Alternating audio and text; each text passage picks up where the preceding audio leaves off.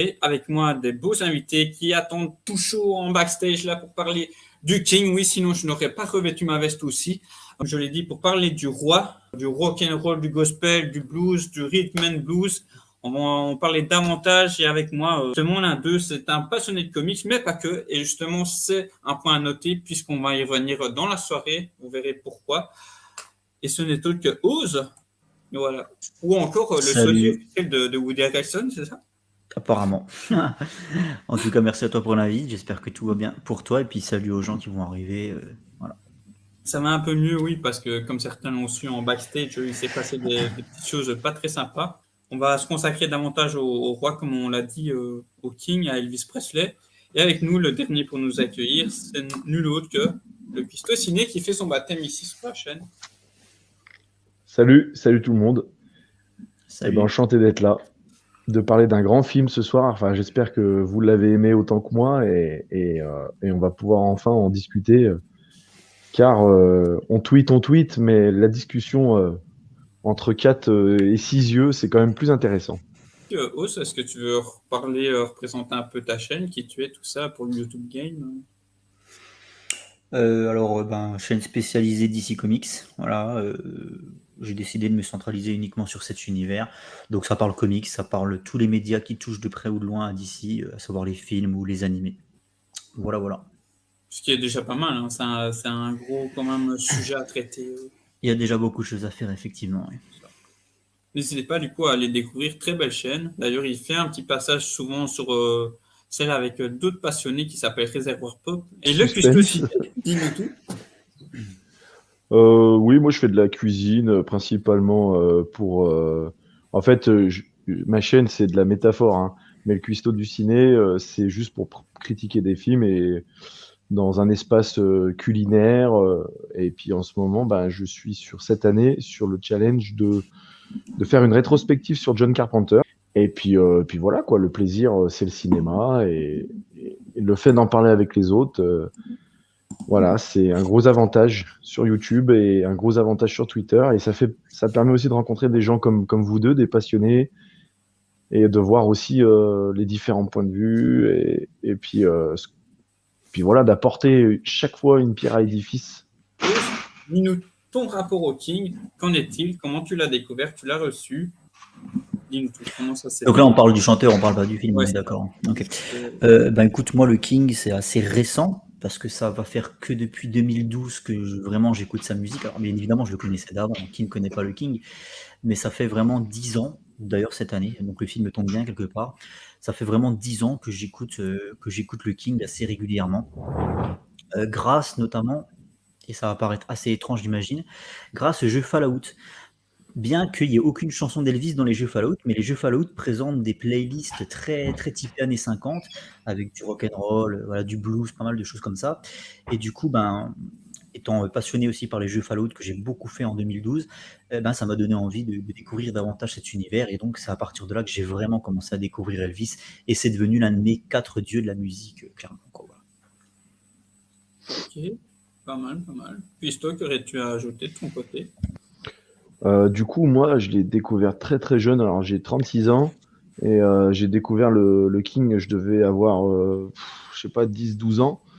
C'est vraiment par pur hasard parce qu'en fait, je suis assez passionné de bandes originales de films et forcément, Elvis passe souvent sur les bandes originales de films de toute façon et je sais plus sur quelle bande originale je l'ai découvert et j'ai dit putain ça me plaît et puis je connaissais déjà de réputation la réputation du King, mais pour vraiment passer le cap, c'est un prof d'histoire géo qui était comme mon père.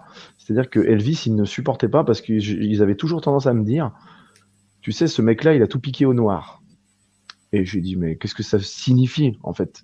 Qu'est-ce que ça veut signifier pour moi, piqué au noir? Déjà, pourquoi? Quel est le penchant culturel? Quelle sorte de musique? Pourquoi on dit les noirs, en fait? Du coup, je me suis intéressé à la musique B.B. King, Fats Domino et tout le reste, plus Elvis Presley. Et j'ai compris. Et après, j'ai compris aussi que ça avait eu un impact fort sur moi. J'aime l'aura qu'il dégage. J'aime ce côté légendaire qu'il incarne. J'ai toujours aimé un peu le côté super-héros, et on en reparlera durant cette soirée. Et du coup, ben, j'ai eu un fort attachement, je me suis réfugié dans cette musique, alors que tous mes potes écoutaient, je sais pas moi, les To Be Free, les Spice Girls, enfin les trucs des années Backstreet 90, Boys aussi. J- les Backstreet Boys par exemple, oui, que j'aime beaucoup, et puis le rap et tout le reste. Et moi, j'étais le seul à écouter ça, et je me suis un peu réfugié là-dedans. Et mon premier album, c'est les grands hits d'Elvis, tu sais, avec le Elvis, il y a le number one et il y a le disque numéro 2. Et t'as la Et en couverture fait, c'est dorée, c'est ça? Ouais, c'est ça. exactement.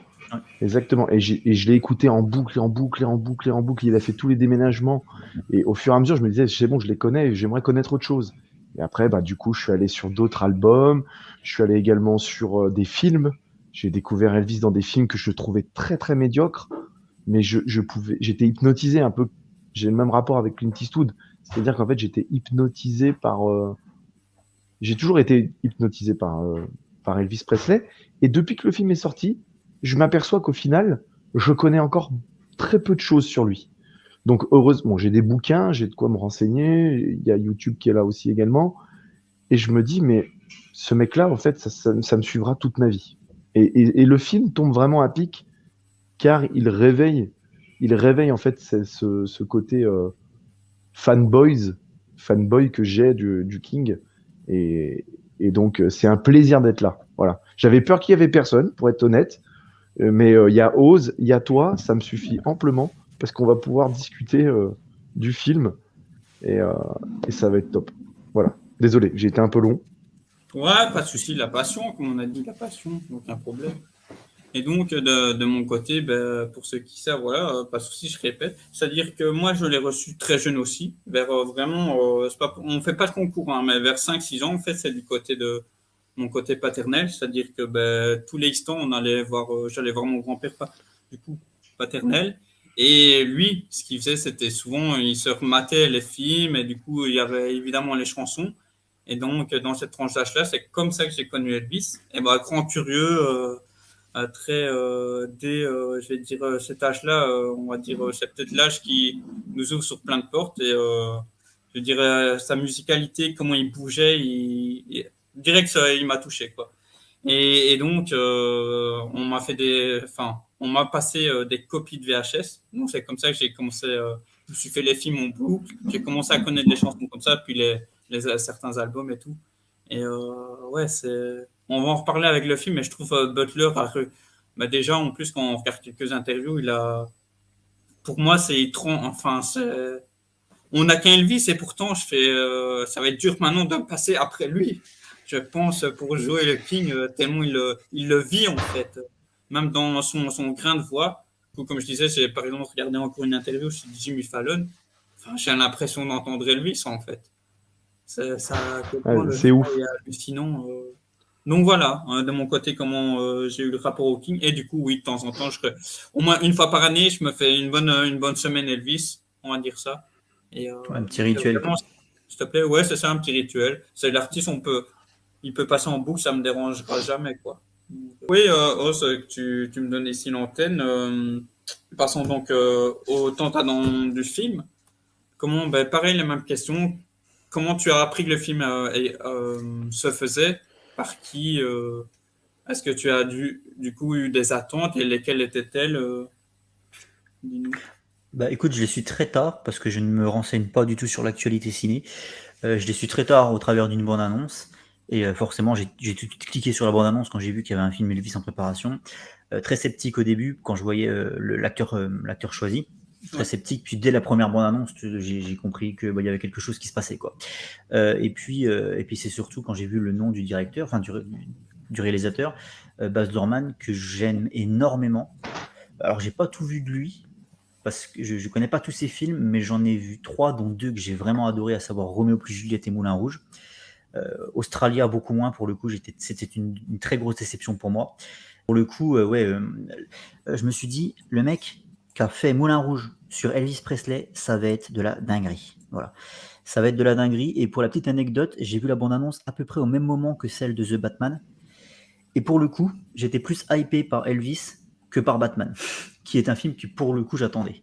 Est-ce que c'est pas dû au fait que, tu sais, c'est plongé dans l'inconnu avec Elvis parce qu'on n'est pas tous réceptifs du personnage, alors que The Batman, tu vois, je pense que quasi tous, ça fait l'unanimité, on s'y Il y a intéresse. une plus grande, enfin, je pourrais pas dire plus grande, mais d'un niveau, comment je vais dire, du public cinéma, à ce niveau-là, peut-être. Oui. Ouais, je pense que c'est vraiment parce que le personnage, il a ce côté, on va en reparler, il a ce côté super-héros, ce côté très, comme tu l'as dit, très hypnotique. Et de ce fait, j'ai pas vu de film sur lui. Je sais qu'il y en a déjà eu des films sur lui, mais moi, j'en avais pas vu. Mais là, c'est surtout le fait que ce soit Baz Luhrmann qui soit rattaché au projet. Là, pour moi, ça matchait à 100%, quoi. Parfait. Christophe, même question. Comment tu as su que le film allait se faire et tes attentes Alors moi, je l'ai su au moment où ça avait été dit, je sais plus, c'est dans les années 2010. Je sais plus si c'est milieu ou si c'est début 2012 ou 2016, je sais plus.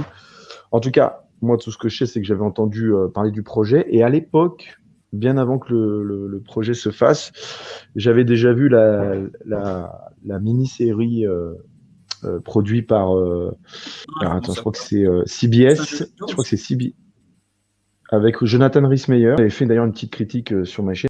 Oui, c'était début 2000. Ou 2008, je crois. Enfin bref.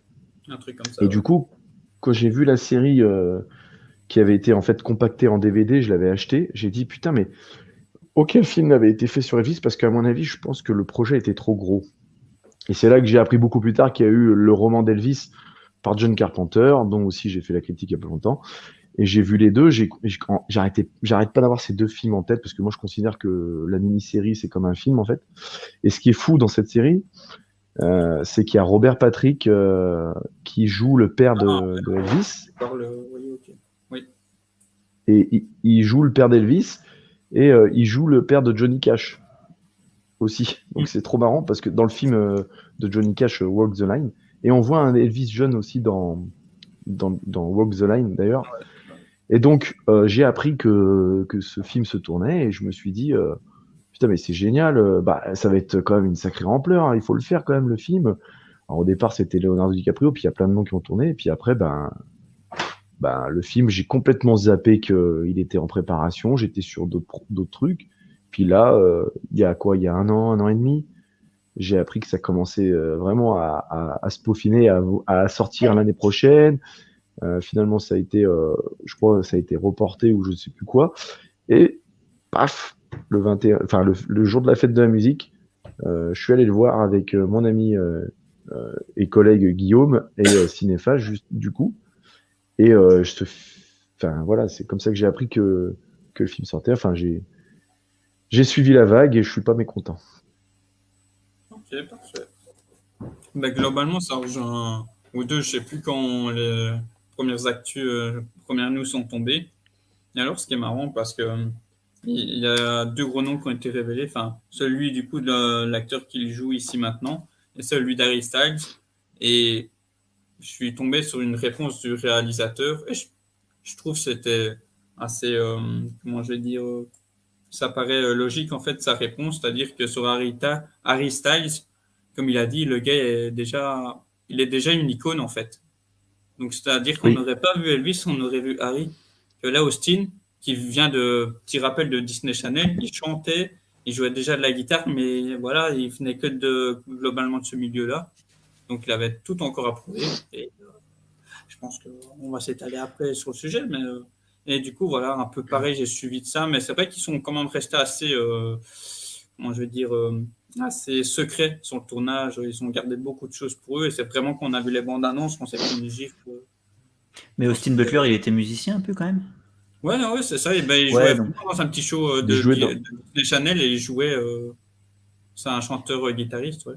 Ouais, donc c'est assez méta et c'est pour ça que ça colle, je pense. C'est qu'il a le côté minot beau gosse qui, en plus de ça, est musicien et est sur ses débuts, quoi. Donc il y a quelque chose d'assez méta avec le King, quoi.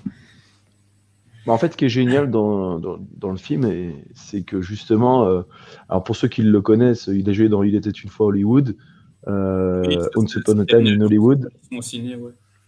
Voilà. Après, il était dans des films produits par Disney, enfin des séries, Miley Cyrus, tout ça.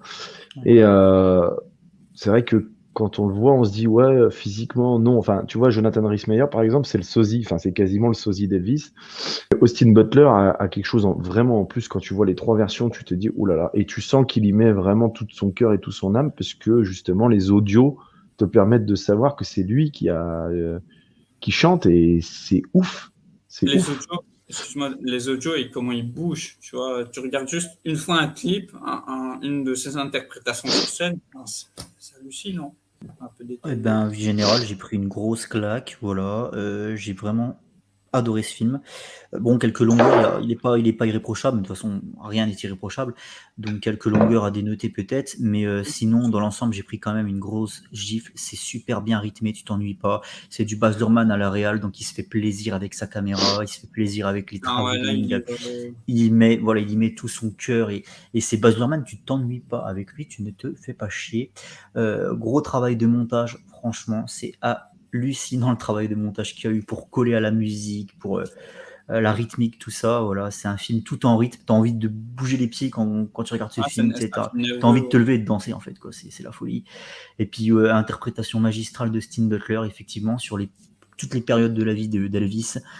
Tu y crois à 100%, l'illusion est là. Voilà. C'est vrai que au niveau du visage, il y a ce côté peut-être un petit peu trop minot et avec lequel qui pourrait dénoter avec la dernière, enfin les années tardives, on va dire, les années 60-70. Mais au final, il arrive à, à faire transparaître le King sous bien d'autres aspects, et de ce fait, ben, ça pose plus vraiment de problème, le fait qu'il ait un visage peut-être un peu trop, comment dire, un peu trop jeune en fait, voilà. Mais c'est le King, quoi, il l'incarne parfaitement, j'ai rien à redire dessus, et non, franchement, gros film, gros travail, quoi. Hallucinant. Le cuistot. Bon bah là, t'as pratiquement tout dit, Rose, et bien joué. Moi aussi, c'est voilà, c'est au-delà de l'attente du film, j'étais déjà convaincu que j'allais voir un film sur Elvis, donc je demandais pas grand-chose au film, si tu veux. Contrairement à mes camarades qui eux n'aimaient pas Baz Luhrmann, moi j'avais bien aimé Gatsby, mais c'est tout. J'avais pas aimé Roméo et Juliette, j'avais pas aimé Moulin Rouge, j'avais pas aimé On fait ça Australia. de mauvais, là. Ah, désolé, hein. Désolé, j'y arrive pas. J'y arrive Ça pas, donc divise, du coup, ça divise, oui. Moulin Rouge. Mais de toute façon, tant mieux. Vaut mieux que ça divise et qu'on ait des débats dessus plutôt que Bah, tout bien le monde sûr, aime ou tout le monde déteste, tu vois. Mais évidemment.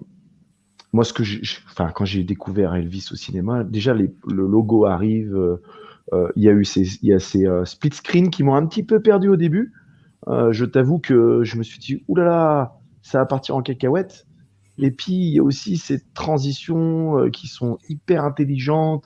Puis, au fait, le film m'a séduit en fait de bout en bout, hein. Je me suis même dit à la fin, on s'est dit avec les collègues, c'est pas possible, j'ai pas vu 2h40 là.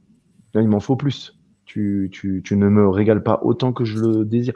Ce film, oui, il y a une longueur vers la fin, je rejoins Oz, il y a des petites longueurs, rien n'est parfait dans ce film. Et l'interprétation d'Austin Butler est sensationnelle. Moi, pour vous dire, ça me fait un effet de mélancolie extrême. C'est-à-dire que depuis que j'ai vu ce film, je me sens bizarre, je me sens pas bien des fois.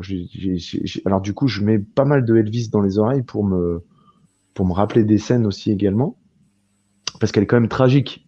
L'avantage avec ce film, c'est que ça démontre aux nouvelles générations qui ne connaissent pas Elvis que son destin est tragique, sa vie est tragique. Le fait qu'il ait perdu son frère jumeau, qu'il ait perdu sa mère, qu'il perd, tu vois, Et il a et été tout, manipulé toute sa vie aussi, même si c'était pour en- arriver quelque part proche de son rocher. Voilà. Ouais. mais Euh, et ça, c'est un truc qui est fort parce que tu vois, le film m'amène un petit peu la réponse. Et ça, c'est un truc que j'aurais toujours comme questionnement, c'est est-ce que ce colonel-là était réellement attaché à son poulain ou est-ce qu'il l'a vraiment utilisé comme une poule aux œufs d'or? Il reste quand même un mystère autour de ça. Ouais. Je trouve que le film, même s'il prend le parti pris de mettre le colonel comme un méchant et de sous-entendre que c'est un méchant, mais il prend le parti d'en faire le narrateur du film. Donc Oui, c'est tu ça. te dis, Il le réhabilite quelque part, quoi, j'ai envie de dire. Là, il y a une phrase où il dit, bah, il reprend une phrase qu'il dit au début à la fin, il dit on m'accuse de l'avoir tué, mais c'est moi qui ai créé, quoi. Et quelque part, c'est vrai aussi. Et c'est vrai que ouais, ouais. il y a une forme de réhabilitation, bien qu'effectivement le film soit quand même assez à charge contre lui, quoi. Oui, dans et puis l'ensemble. surtout, il y a une phrase qui dit il se dédouane un petit peu de tout ça en disant c'est pas moi qui l'ai tué, c'est vous. Oui, En s'adressant au public, tu vois. Et ça, tu te dis putain, et si t'es public, si t'es réceptif, bon, bah, c'est pas le public de l'époque, mais tu te dis, mais merde. Est-ce que au final, le fait qu'il ait enchaîné, parce que faut savoir quand même que ce qui est bien dans le film, c'est qu'à la fin, il t'explique qu'il a retransmis son passage, son concert à Aloha, à Hawaï, euh, qui était retransmis partout dans le monde, 1,5 milliard ou 1,4 milliard ouais, c'est un truc de de fou. personnes à regarder ça. C'est un record absolu pour une seule personne. Et le mec, il a enchaîné. Il serait mort de ça. Moi, voilà, le film te questionne encore là-dessus, te laisse encore des portes ouvertes sur le débat. C'est là où je le trouve bon. C'est là où je trouve le film bon. C'est-à-dire que, et puis il y a aussi le côté ségrégation, c'est-à-dire l'Amérique du Sud, l'Amérique du Nord, Ah là, on est avec. en plein dedans. Vas-y. Ah non, mais je te laisse, mais je dis, enfin, même ça, du côté d'Elvis, c'était, je veux dire, peut-être dans le bouquin que j'ai aussi, le gros pavé sur le King, on pourrait le lire, vu où il a grandi, mais je fais ça pas plus été, par exemple, dans celui de Meilleur, justement, euh, qui reste quand même un des plus connus de manière générale pour, si tu veux t'intéresser au King. On est, ce film-là est plus sur la carrière, comment il s'est construit lui en tant qu'artiste et la création de ses musiques, que là, on a vraiment. Enfin, il y a énormément de choses et le contexte. En fait, ce qui m'a interpellé quand on disait nos attentes, notre curiosité autour du projet, c'est-à-dire que Baz Luhrmann, il voulait faire un film, comme il a dit, sur la période des années 50 à 70, celle qu'il a connue du coup enfant, adolescent et tout. Et il a dit quel était le meilleur point, je vais dire, d'ancrage pour parler de ça. Il a dit une icône qui pouvait traiter de ces époques-là. Et c'était évident. Le fait d'avoir pris Elvis pour raconter ces 20 années-là, Oui. avec tous les événements. Enfin, en plus, évidemment, tu traites de ces années-là. Je pense que c'était inévitable de prendre tous les points clés qu'il a mis dans le film. Et par le biais d'Elvis, c'est encore plus puissant sur sa personne. Des choses qu'on n'avait pas vraiment vues, en fait. Bah, il y a un Euh, côté un peu Forrest Gump, effectivement, ouais, ouais, où c'est vrai. pour raconter la chronologie américaine, des événements historiques américains, où on se sert d'un personnage principal, ça aide la narration et ça aide aux gens à se mettre dans le film, quoi. Donc il y a vraiment ce côté-là, effectivement. Ouais. Et à comprendre davantage la société, du coup. Christo, tu voulais rajouter ce que tu disais à ce Non, moment-là? non, mais du coup, en fait, ce qui est fort dans le film, ce qui est intelligent, alors, il y a des passages, évidemment, qu'il n'a pas traités. Un film a déjà traité de sa rencontre avec Nixon, mais il y a des manques, forcément, dans le film, pour les fans, pour ceux qui adulent Elvis. Pour celui qui vient découvrir le film, je trouve qu'il y a des transitions très intéressantes. Il y a des passages, par exemple, sa période hollywoodienne est complètement, enfin quasiment zappée entre guillemets. Les filles aussi avec qui il a vécu, c'est un petit peu zappé, mis à part Priscilla. Mais cependant, tu as le colonel c'est lui qui raconte l'histoire. C'est de son point de vue à lui, tu vois. Et Oui, du coup, ce qui est intéressant, c'est de se dire, on pourra pas traiter de 40 ans d'histoire d'un personnage sur 2 heures ou 3 heures de film. Donc, ce qu'on va faire, c'est qu'on va le faire raconter par celui qui l'a découvert, avec toutefois des flashbacks sur ses origines et tout. Il y aura aussi, de temps en temps, des ellipses venues du colonel lui-même. C'est-à-dire qu'à un moment donné, il va vous parler de ce fameux concert d'Hawaï, il va vous parler de je ne sais plus quel autre événement d'Elvis, comme ça, en split screen ou avec un effet de mise en scène, mais qui va très bien passer parce que tu vas te dire, il a fait passer ce message, top, on passe à autre chose et on reste encore sur la relation Elvis et Colonel Parker. ouais. D'accord? Mm. Et ce qui est fou, c'est que le colonel Parker qui raconte l'histoire, à un moment donné, dans une scène du film, il lui dit, Elvis, sur la scène à Las Vegas, il lui dit, t'es viré. Alors qu'en fait, enfin, si vous le savez, enfin, faut le savoir, mais il l'a pas dit sur scène. Oui. D'accord? C'est ce que je me posais comme question. C'est juste que le cinéma, Baz Luhrmann en a fait une scène forte, tu vois. Et ça n'a pas posé de problème à Priscilla, Lisa Marie, qui ont produit le film, qui ont regardé le film d'un œil. Parce que ça aussi, c'est un truc qu'on sait ou qu'on sait pas, c'est que les femmes Presley sont derrière tous les projets et qu'elles valident ou non tous les Ouais. projets qui ont été effectués. Donc, si elles valident ça, c'est qu'aussi elles font la part belle au cinéma, c'est pour iconiser encore mieux le personnage. Et surtout une chose, c'est que Elvis Presley, et moi quand j'étais gosse, je le croyais, je me suis rendu compte, je me disais, mais comment ça se fait, papa? Je disais à mon père, mais comment ça se fait qu'il a jamais pu aller en Europe? Et comment ça se fait qu'il est mort si tôt? Et comment ça se fait surtout qu'il s'est laissé entraîner par ce colonel, en fait? Et tu te dis, mon père me répondait, mais c'était pas si simple que ça.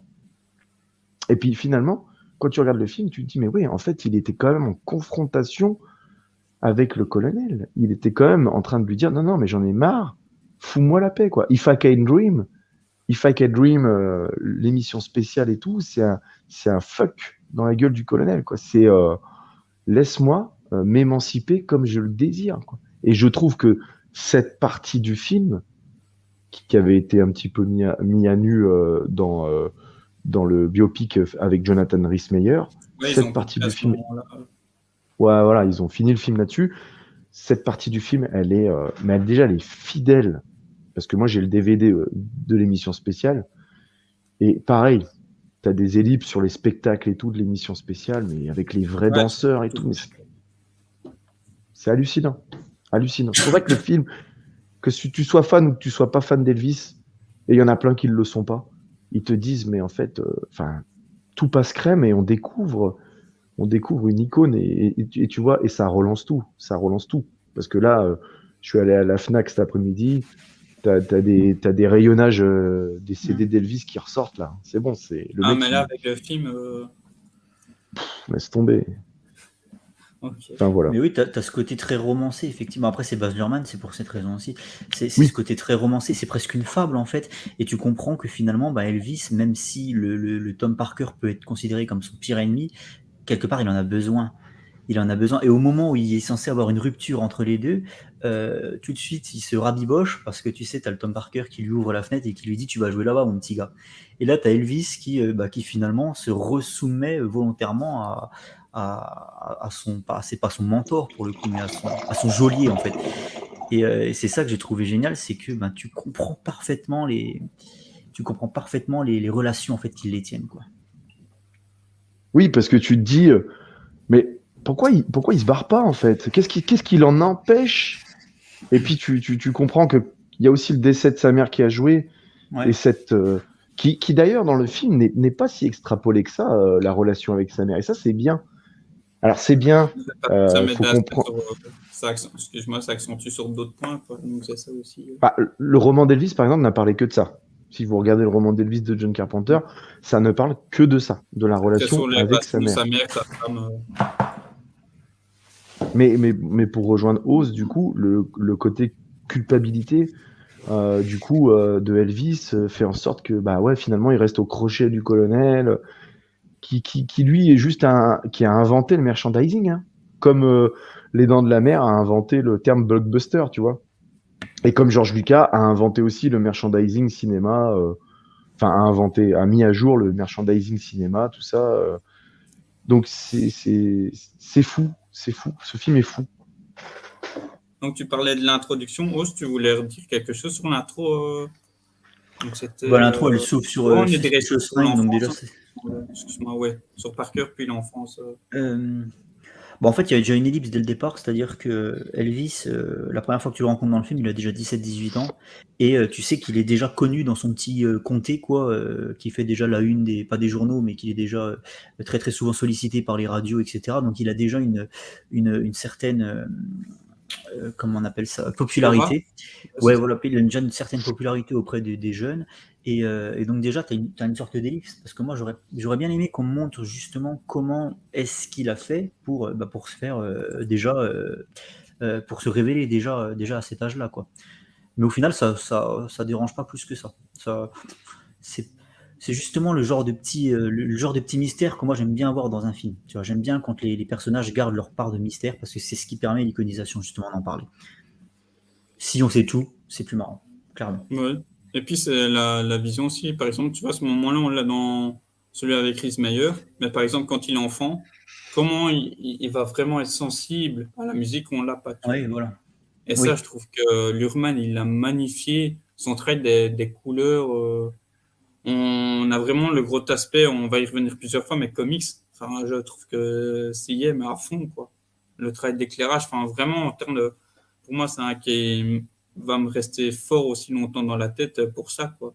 Et c'est pour ça aussi que Moulin Rouge m'avait, outre tout le reste du film, fortement impacté. C'est le travail, ouais, son travail des paillettes, vraiment son grain, quoi. Tu vois un film son de travail Luhrmann, du tu sais grandiose. ouais, c'est ça. Tu sais que c'est Son- lui, quoi. Tu peux pas dire c'est un autre C'est, qui a essayé de copier. en fait, Luhrmann, il imagine à ta place. Et c'est ça que je trouve fort dans ses films. Par exemple, Moulin Rouge. Bon, t'imagines que quand Satine rencontre pour la première fois le personnage incarné par Satine. Ewan McGregor et qu'il tombe amoureux, bon, dans le film, il danse sur la lune. Il s'accroche à la tour Eiffel, il finit sur la lune dans les nuages. Enfin, c'est quelque chose de très très imagé. Et ça, en fait, c'est Baz Luhrmann qui imagine pour toi. En fait, voilà. T'as T'as t'as pas besoin de pousser remarqué, ton imagination c'est jusque-là ça. dans T'as remarqué la juste, romance. tu viens de dire Satine. Sa mère, il l'appelle comment? Satine. Je fais, putain. Tu vois, maintenant, on va retrouver des trucs, tu vois, auxquels on n'avait pas pensé avant. Et Luhrmann, il est fort. Christophe, tu veux redire un truc sur vraiment le début du film à ce niveau-là? Tout pelleux, tout ça, quand il est Euh, enfant, le petit éclair et tout. On peut parler du coup de l'aspect comics aussi, si vous voulez. Ouais, bah, l'aspect comics, alors déjà, c'est explicite parce qu'à un moment donné, on nous parle de Captain Marvel, autrement dit Shazam. Shazam maintenant, hein, du coup. Captain Marvel Junior, où il était fan de la BD, il a cet éclair sur lui parce qu'il se prend pour ce super-héros. Excuse-moi. Il- il- et euh, et il y a un commentaire là.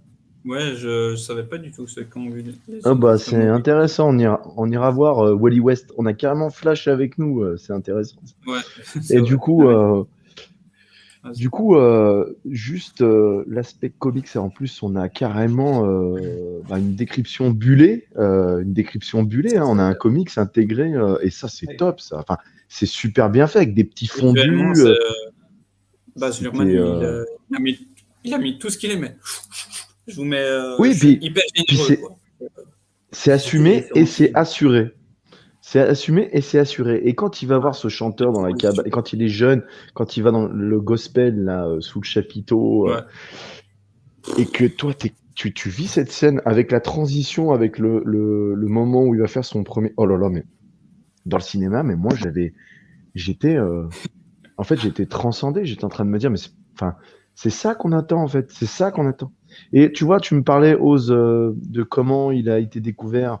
En fait, ils te disent furtivement dans le film, c'est Sun Records qui l'a Ouais. découvert parce qu'un jour, il débarque, il voulait écrire une chanson pour sa maman. Enfin, il voulait chanter une chanson pour sa maman. Le premier That's right. single pour sa mère. Ouais. That's right, mama. Et qui est excellent d'ailleurs, ce titre. Plus tu le réécoutes, plus tu le trouves grandiose. Et il reprend ce titre, parce que c'était pas à lui, hein, il reprend ce titre, il le chante à la radio et ça passe en boucle. Et en fait, c'est la secrétaire qui a fait rentrer, et on le voit bien dans le roman d'Elvis et dans la série Jonathan Rhys-Meyer. On voit bien que c'est la secrétaire qui disait à son patron, il faudrait que tu écoutes, à Sam Phillips, elle disait, il faudrait que tu écoutes ce garçon, il a quelque chose. Et Sam Phillips le pousse à un moment donné, lui dit, écoute mec, j'en ai marre de t'écouter chanter des chansons de noir, on n'a que ça ici, chante-moi autre chose, vas-y. Et là, c'est là où il commence à chanter ça avec ses potes, et puis Sam Phillips, il se dit, putain, attends, refais-le en direct, et après ça passe en boucle, en boucle, en boucle. Et puis Mais voilà, il va ça, faire quelques tubes hein, chez Sun. Là, ils disent des Soul Wild, mais je crois qu'il y a Blue Moon et tout, les premiers qui Blue sont Moon, ouais. là. Blue Moon of Kentucky, parce que Blue Moon, c'est une autre. Blue Moon of Kentucky, parce que lui, en fait, il voulait absolument chanter Blue Moon. Il voulait absolument chanter Blue Moon, mais il n'avait pas les droits, ou je ne sais plus quoi. Enfin, Sam Phillips n'avait pas les droits. Et du coup, il dit, bah attends, je vais chanter Blue Moon of Kentucky, parce que je pouvais pas chanter Blue Moon, d'accord? Et qui est pas du tout le même rythme et tout. Et Blue Moon of Kentucky, pareil, a fait un tabac. Et donc, ouais, ça, là, pour la partie du film, on arrive à. Donc, avec les très beaux acteurs, je sais plus le nom, mais qui avait joué David Wenham, qui avait joué dans la trilogie Seigneur des Anneaux, qui joue Faramir. du coup Eng Snow. Là, c'est la partie vraiment. Là, tu vois, t'es un gros fan d'Elvis et t'apprends encore des choses. C'est pour ça aussi que j'aime Ouais, ce film. Toute cette partie-là, je connaissais pas, tu vois. Et donc, le point de c'est vue ça, Colonel Parker, rien que pour ça, il reste hyper intéressant. c'est C'est une ça. déclaration d'amour à la culture américaine, même Ouais, si le exactement. réalisateur n'est pas américain pour le coup, ce qu'il est australien. Mais tu le ressens comme ça, quoi. C'est pour ça qu'il y a cette Country incrustation music. de comic book dans la réal. Enfin voilà, c'est vraiment une déclaration d'amour à la culture américaine, quoi, clairement. De l'époque, tu le ressens, quoi, clairement. Ouais, c'est Tiens, ça, clairement. te- Oui, vas-y. j'ai ce bouquin-là, c'est les 100 jours d'Elvis. Alors ça, c'est un petit bouquin qui retrace quelques dates. Oh, le Et puis, 68 en et puis, plus en couverture, là. Ouais. et, et puis voilà, là, c'est la date de l'enregistrement Waouh, euh, et 54. avec tout le détail. Donc, avec tous les détails qui sont décrits, pourquoi, comment, That's Alright Mama, bah voilà, le Blue Moon of Kentucky, voilà les dates, tu vois, tac, hop. T'as la Bible avec toi de ces musiques. Alors, alors je pense qu'il y a d'autres bouquins qu'il faut avoir, notamment Graceland et Alex Lafitte en vidéo, on a bien parlé. C'est Graceland, c'est tout l'intérieur de son Graceland, quoi, de son paradis, de la maison qu'il avait acheté pour sa maman, tout ça. Et t'as tout l'intérieur et tout, t'as le salon hawaïen, t'as plein de trucs. Alors le bouquin, il est là-bas, hein, je peux pas aller le chercher parce que le temps que j'y aille, machin. Mais c'est là que ça démontre aussi que le film, en fait, ne faisait pas fausse route quand il a tenté d'iconiser Elvis et qu'il a tenté d'en faire quelque chose de très pailleté. Et c'est pourquoi Baz Luhrmann, pour moi, était le seul réalisateur qui pouvait faire ça. Parce qu'il avait ce Bah, là, côté paillette, ce côté spectacle. là, c'est vrai que maintenant qu'on a vu le film, ça paraît difficile de se dire ah non, on l'aurait pas mis, quoi, tu vois. Avec son univers, Elvis, tout ce qu'on dit, est-ce qu'on peut en apprendre sur lui c'est- Là, vraiment, même si, comme je disais au début, Oz m'avait dit un peu ça sur Moulin Rouge, faire attention, tout ça. Bon, finalement, Moulin Rouge, j'ai surkiffé. Mais vraiment, Elvis, c'est vrai que même s'il restera dans mes The favorites, j'ai toujours un peu de mal avec le début parce que on a un peu le Mm. début à la Roméo et Juliette avec, je vais dire, Oui. ces transitions, c'est hyper nerveux et tout. Mais c'est bien fait, hein. Mais tu vois, les 5 minutes, elles passent encore C'est difficilement, tu vois. C'est c'est hyper même, riche, tu vois. c'est même épileptique, quoi, par moment, et je Ouais, comprends que c'est un réalisateur qui divise, parce que c'est vraiment, t'as pas un plan qui dure plus de 5 secondes, à part peut-être sur les conversations, mais sinon, t'as pas un plan qui dure plus de 5 secondes, ça va extrêmement vite, t'as une multiplicité de plans qui arrivent sous tes yeux, mais c'est un truc de malade. Mais moi, c'est pour ça que j'aime bien Luhrmann sur les films musicaux, parce que lui, il te met le rythme. Par l'image, il arrive à te mettre du rythme. Et ça, c'est pas forcément donné à tous les réals, quoi. lui, il Parce que travaille sur Moulin tout. Rouge, tu mets Oui. Moulin Rouge dans les mains d'un autre réal, mais le film se casse la gueule littéralement, parce que ce qui fait le charme de Moulin Rouge, c'est justement cette énergie, ce dynamisme sur les séquences de French Cancan, notamment l'ouverture du film, où il y va plein fou, quoi. C'est C'est ça pour qui, ça que qui rend le film dingue, quoi. C'est pour ça que lui et le monteur, je trouve, ils sont tout aussi surlignés les uns, enfin les deux, quoi, parce que Bah, ils s'éclatent, quoi, les mecs, hein. Tu sens qu'ils Ah ouais. s'éclatent, hein. Tu sens qu'ils s'éclatent. Il y a une version de 4 heures, donc là, en ce moment, ça fait. ouais, je dis, vas-y, donne-moi. Non, mais en ce Comme moment, dirait c'est la Dixon, grosse. du White in the White Place, tu vois. Mais quand tu regardes dans le film, tu as des portes, tu as un moment, tu as le général qui ouvre une porte, je sais plus dans quelle scène, mais tu le vois, il ouvre une porte un peu énervé. Au même moment, tu as une musique, parce qu'il y a de la musique constamment dans le film, et ça tombe en rythme. L'ouverture de porte tombe en rythme sur une percussion, quoi. Le monteur, il a dû s'arracher la tête, quoi. Quand la première fois que Colonel Parker découvre Elvis, bon, après le petit passage qu'on a vu, et il y a à ce moment, il y a une musique un peu électronique. Je fais, what? Et tu te fais, mais ça passe. C'est tellement en fait En en fait, raccord avec la scène. Le début, t'es un peu. Et puis tu t'es repris dans le film, quoi. C'est incroyable. Et de voir vraiment, en plus, on n'avait pas un truc. Vu une nouvelle fois, je me préférais à celui de meilleur, parce que c'est celui que j'ai le plus vu, enfin, assez vu aussi. Et tu te fais. Et là, tu as vraiment ce côté. Autant on a un point de vue du colonel, qu'autant on est très. Limite, on est à l'arrière d'Elvis, quoi. Comment il ressent les choses. Quand il demande les gars, je fais quoi? Mais oui. on n'aurait pas, enfin, moi, je me serais pas imaginé qu'Elvis aurait demandé ça. Tu vois, genre, Trouble, quand il fait Trouble, qu'il est dans le stade, là. Oh là là, et le doigt qu'il d'honneur leur qui dit, fait, là.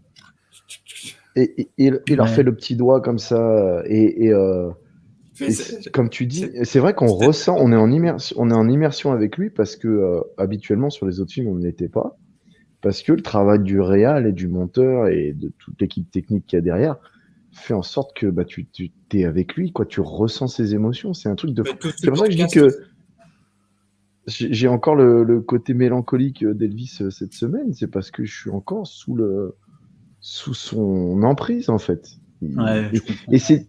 Je sais pas pour vous, mais je trouve ça difficile de revoir. Là, j'ai regardé le concert d'Elvis pour me le remettre un peu dans la tête. Et quand je regarde des films ou quand je regarde des images sur Internet, j'ai du mal. Et je me dis, mais putain, mais c'est pas Austin Butler, c'est pas Austin Butler, c'est pas Austin Butler. Tu vois, il y a un truc qui fait que, je sais pas, lui aussi, il m'a envoûté, quoi. C'est un truc de fou. Ouais. C'est des films dont tu te remets difficilement, effectivement.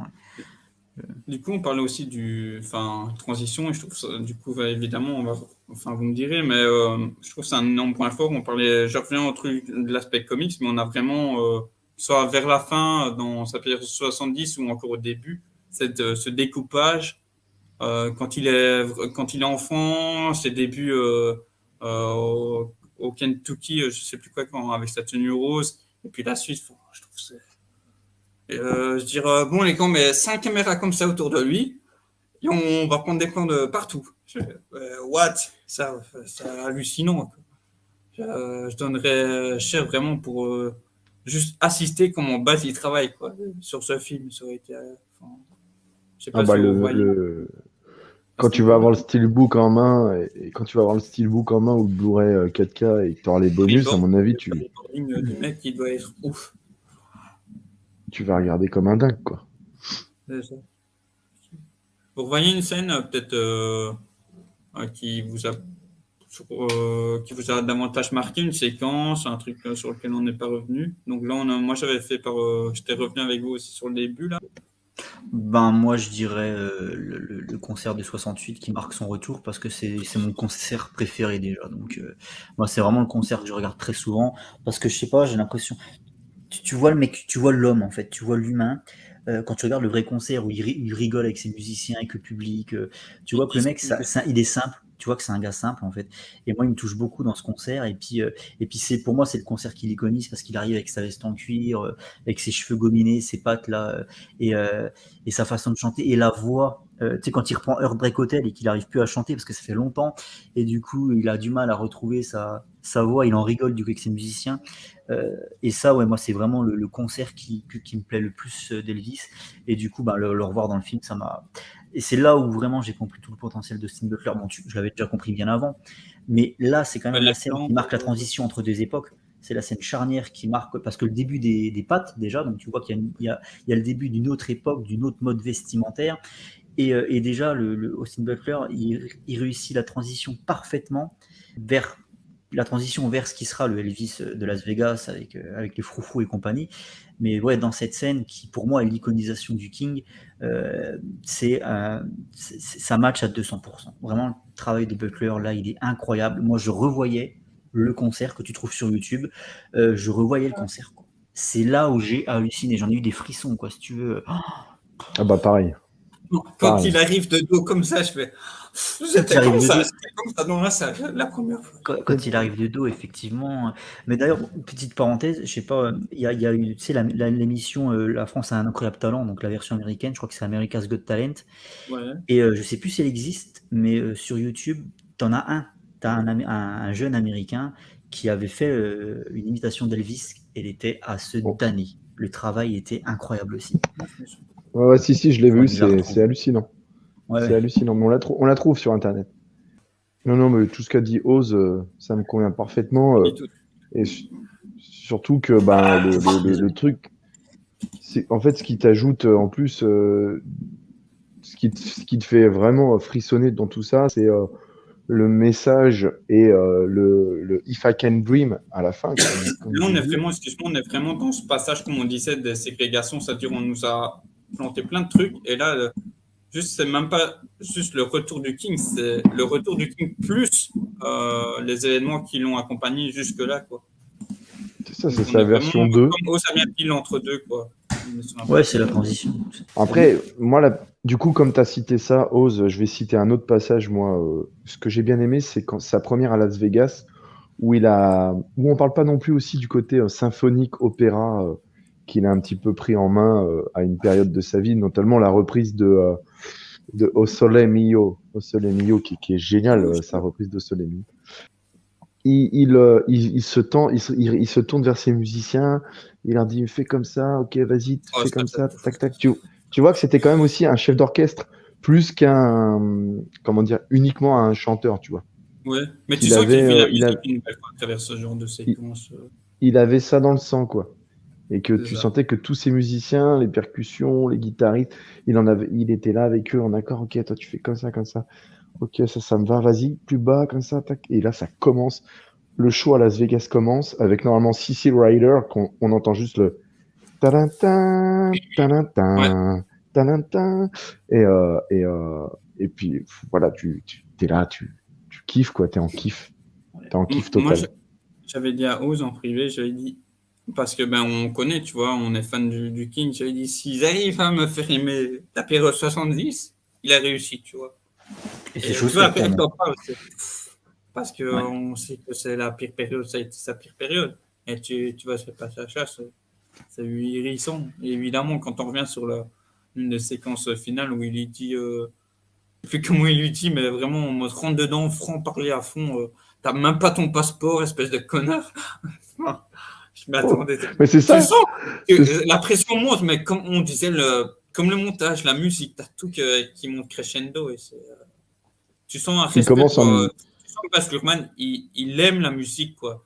C'est marrant parce que dans le début, dans le truc du logo, c'est écrit Freedom, Love, Truth et tout ça. Et en fait, ça se marie tellement bien Il y avec a, le il y a cette Elvis. thématique. Il y a cette thématique qui est propre à Moulin Rouge de tout ce qui est en coulisses doit rester en coulisses et Show Must Go On. C'est d'ailleurs la chanson utilisée dans Moulin Rouge au moment où tu vois que ça part en couille Ouais.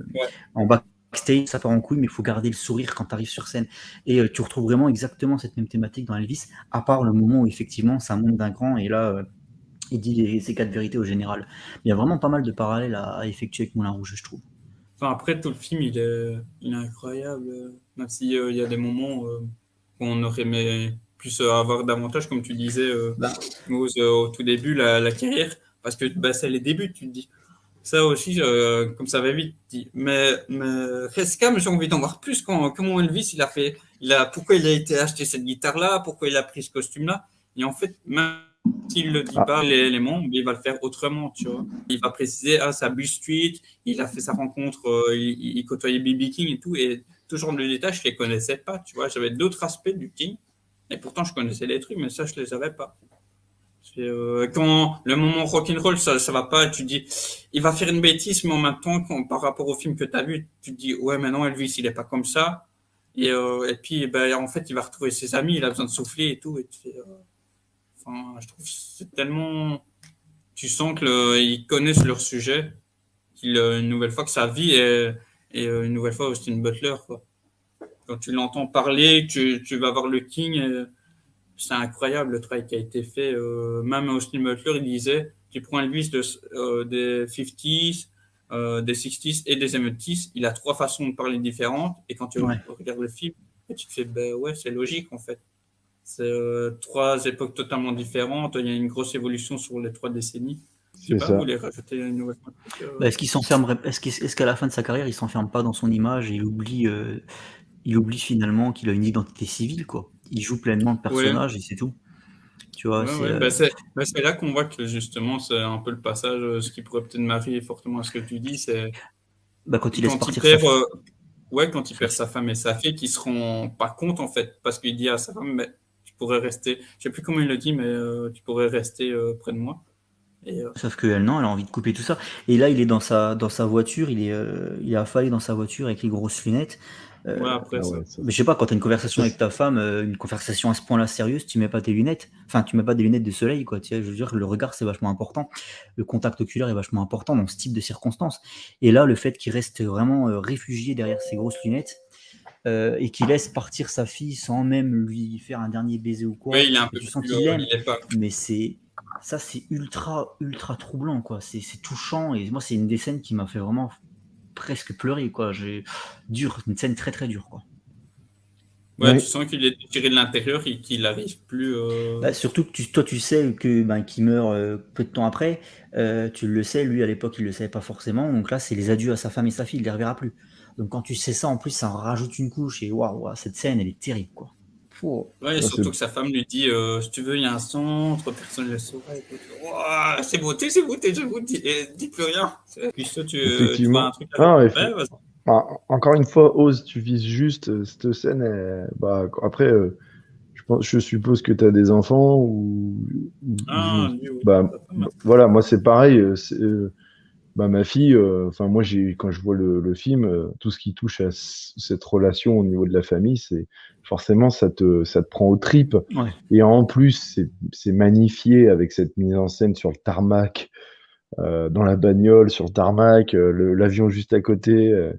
Et puis la voiture qui passe, la petite fille qui rentre dedans et qui regarde son père une dernière fois, mais il n'y a pas de contact. Comme tu dis, Ouais. il n'avait pas conscience, je pense, de tout ça, Elvis. C'est vraiment un passage éclair. C'est c'est un papillon, Elvis. Il est sorti de sa chrysalide, il a fait le beau et il est mort d'un coup. En fait, c'est très éphémère. C'est Mm. euh, c'est malheureux pour lui, c'est très tragique encore une fois. Et la tragédie ne se finit pas là chez les Presley parce que tu as le fils de Lisa Marie qui est décédé il y a très peu de temps. Euh, tu, tu, tu... Il n'y a que les femmes qui survivent, j'ai l'impression, avec Elvis, à part sa mère, bien évidemment. Mais il n'y a que les femmes maintenant. Sa petite fille a carrément, comment dire, putain, on a deux Berserker. Ouais, il est en double. Il s'est dédoublé. Sa petite fille a carrément eu la caméra d'or à Cannes, je crois. Elle a réalisé un film et tout, et c'est quand même ouf de voir tout ce qu'il a laissé derrière. Moi, je me suis intéressé un peu à Lisa Marie. J'ai écouté de la country. Elle fait de la country hein, dans le pays et tout. Ouais, C'est je vois. dingue. Elle a le même visage, elle a quasiment la même voix que son père, mais ça fait pas pareil. Ça marche pas, ça matche pas parce que lui, il incarnait plus que ça, quoi. Et les années 70, on avait l'impression qu'il y avait la conscience dans ces années 70, de la conscience du showbiz, et en l'occurrence du colonel Parker, que Elvis allait passer l'arme à gauche. T'as l'impression qu'en fait, il s'est dit, oulala, pendant ces périodes-là, je vais en tirer le maximum. Et ensuite, il mourra comme une légende et je Ouais. vais encore en vendre un maximum. Tu vois, parce que les jumpsuits là, qu'il a sur lui, qui porte sur lui, qui rappellent un peu le Captain Marvel aussi également, les côtés étoilés, tout ça. Tu veux dire, ouais. Et le côté Las Vegas, tu te dis, pour Céline Dion, par exemple, c'est ses derniers concerts, c'est à Las Vegas, tu vois. Alors, il ne le savait pas à l'époque, mais t'as l'impression que bah tiens, c'est tes dernières tournées, bah vas-y, tiens, c'est là, profites-en, c'est le maximum que tu vas donner, et puis après, c'est fini pour toi. Et j'ai l'impression, enfin, qu'il y avait une conscience inconsciente, tu vois, c'est ouf de dire ça, mais Moi, Ouais, je pense que je l'ai ce n'est perçu pas aussi. Ouais. on l'a précipité vers la mort. C'est qu'on savait qu'il allait oui, mourir, je pense que et t'as on pas l'a foutu à Las Vegas vu. pour faire son Mais ultime show c'est ça. qui est pour moi là, c'est sa meilleure période parce que j'adore. Après, j'aime toutes les périodes d'Elvis, hein. Mais vraiment pour moi là, c'est là où il s'est éclaté malgré le fait de ne pas avoir fait sa tournée en Europe. Mais il y a encore quelque chose de très Moulin Rouge dans la construction de ce film, notamment de ce final, c'est que tu sais qu'il y a une malédiction qui pèse sur le personnage parce que toi tu sais qu'il va mourir. Tout comme tu sais que Satine meurt à la fin. À Moulin Rouge, c'est dès le début du film, on t'expose les faits, elle va mourir. Tu le sais très bien. Donc il y a une malédiction qui pèse comme ça, une sentence qui pèse sur le personnage principal, qui est un artiste, qui est voilà, et qui doit donner sa dernière représentation ultime devant une salle archi comble, ça doit être vraiment le spectacle ultime. Dans Moulin Rouge, c'est pareil, hein. Vraiment, il y a les préparatifs avant cette grosse dernière représentation qui sera le final, le point culminant du film. Comme un bon film de super-héros, il y a toujours le combat épique à la fin. Tu sais, ça t'amène toujours crescendo vers le final, quoi, le grandiose. Et ben là, tu as exactement ça dans Elvis. Au moment où Tom Parker lui dit regarde par la fenêtre, c'est là-bas que tu vas jouer, tu vois l'hôtel imposant là, dans le soleil couchant. Tout est iconisé dans le film, c'est incroyable. Et une fois de plus, la malédiction, tu sais qu'il va mourir sur scène. Enfin, sur scène, c'est une allégorie. Mais tu sais qu'en très gros, c'est la scène qui va le tuer, tout comme la scène tue Satine dans Moulin Rouge. Tu vois, il y a vraiment des choses qui font que ces films sont sont liés, en fait. En plus, la force de Baz Luhrmann, quand même, c'est de lier tous ces films avec ce côté spectacle, iconisation, et de prendre des icônes telles que Elvis, du coup, et d'en faire ça, et du coup, ça suit sa filmo, quoi. Tu vois, on dirait que le mec, il a vraiment sa ligne directrice, Ouais. il a son univers, il en démord pas, et il arrivera quand même à adapter quelque chose qui n'est pas qui n'est pas de l'ordre du fantasque, en fait. C'est ça qui Mais est ouf, en fait. oui, c'est ça qui est dingue. Mais même quand tu regardes Roméo plus Juliette, c'est quand même l'adaptation d'une pièce de théâtre où à la fin, les deux protagonistes meurent devant le public. Tu vois, c'est un truc de fou. Il y a vraiment une thématique qui est récurrente dans sa carrière à ce réalisateur. À part dans Australia, c'est peut-être pour ça que j'ai pas aimé Australia. Peut-être parce que c'est son film le moins personnel, peut-être, je sais pas. Peut-être, vous verrez des choses à ajouter. Moi, parce que en fait, Si, que ce le qui serait film intéressant était... peut-être Oui, de vas-y. savoir, excuse-moi, peut-être ce qui serait intéressant de savoir, c'est s'il y a quelque chose qui vous a manqué éventuellement. Tu vois.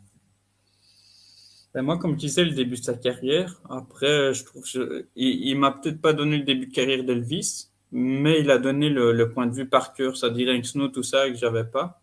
Ouais. Euh, et puis, enfin, Luhrmann a tellement, c'est tellement généreux, intense, en fait. Comme je disais, la musique électrique, mais à quel moment, en tant que réel, je me serais dit, oui, les gars, on va faire une musique électrique pour accentuer ces mouvements et tout, mais enfin, c'est ahurissant, les petits morceaux de rap par moment pour Ouais, c'est du accentuer rap. la ville de Bill Street, le quartier Bill Street. Euh, C'était osé, hein, le rap dans une scène qui se déroule en 1955, c'était vachement osé, mais ça marche, et, quoi. Enfin, et ça, quand il présente la ville, ça me fait penser à comment il la filme un peu. Ouais, archive en fait. Mais on aurait pu se dire, ouh là là, ça fait. Certains qui n'aiment pas justement les documentaires, ben, auraient pu se dire, bah, il y en a trop. Et en fait, non, il arrive à. Enfin, c'est très bien rythmé. Il y a un peu de façon image d'archive, puis te remettre du Baz Luhrmann comme on connaît, puis tu remets un peu comment je vais dire, transition comic books. Tout à l'heure, justement, celle où je trouve qu'il retranscrit mieux le côté comics à l'écran avec les cases, c'est Death All White Mama, dans le truc de 70s, où on a le côté enfant, on a le chanteur afro et tout. Qu'est-ce qu'il y a aussi le passage des années 70 où du coup tu as la découpe au milieu là un peu en jeton de poker et puis tu as ouais, tous les couvertures ou même oui. le vrai Elvis qui est là dans ses apparitions de films et du coup quand tu as vu les films là tu souris, tu souris, enfin, tu souris jusqu'aux oreilles quoi. Tu fais ah oui mais j'ai vu ce film là, ah oui c'était dans ce passage ouais. Donc toi, il n'y a rien qui t'a manqué, du coup? Enfin, à part les débuts, comme tu disais, mais... Ouais, non, vraiment, de mon côté, ouais, non, je vois pas trop de. Oui, après Ça peut être juste une chanson, hein, c'est pas forcément un bah, moment de sa vie. après Une des chansons, chanson, c'est vrai il y en a tellement, et je pense qu'on a quand même eu ouais, on a eu les les hits, principales. ouais, c'est ça. Parce qu'après, c'est personnel, les chansons que t'aimes ou t'aimes pas, et je pense que Luhrmann, il est parti dans quelque chose d'assez générique, mais que tout le monde Moi, aime, finalement. Et... moi, j'aimais bien, tu vois, bon, c'est pas des grands films une nouvelle fois, hein. Custo, t'as été plus sèche que moi là-dessus, tu vois. Mais j'aime bien, par exemple, une de ses musiques, c'est une des. Après, c'est vrai qu'il a mis vraiment pas mal toutes les musiques. Au niveau des musiques, c'est ça, je pense que la plupart Il y des en a. fans, Oui. il n'y a pas tout, il n'y a vraiment pas tout le Pas répertoire. tout, mais c'est pas possible. Ouais, bah Mais ouais. il a choisi des chansons, c'est ce que je disais à Guillaume, je trouve qu'il a intégré les chansons intelligemment en se disant, il a cet C'est impact ça. psychologique, et bah paf, on va mettre Suspicious Mind, tu vois, pour parler du fait qu'il soit prisonnier, enfin qu'il soit Ouais. sous l'emprise du colonel et qu'il n'arrive pas à s'en détacher par amour, enfin bref. Et Burning Love, amour enflammé, tu vois, où il la met furtivement aussi dans le film. Moi, c'est quand même ouf que le film. Alors, il y a des moments de chansons qui sont formidables et tout, mais il extrapole pas dedans. Il part sur d'autres rythmiques et d'autres choses un peu plus modernes. Et c'est pas ça que j'attendais du film. En fait, je l'ai vécu comme un spectacle où je me suis dit, je mange toutes les miettes en fait. J'en perds pas une miette.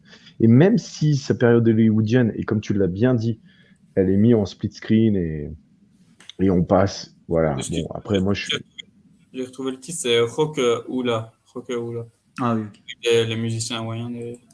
Voilà.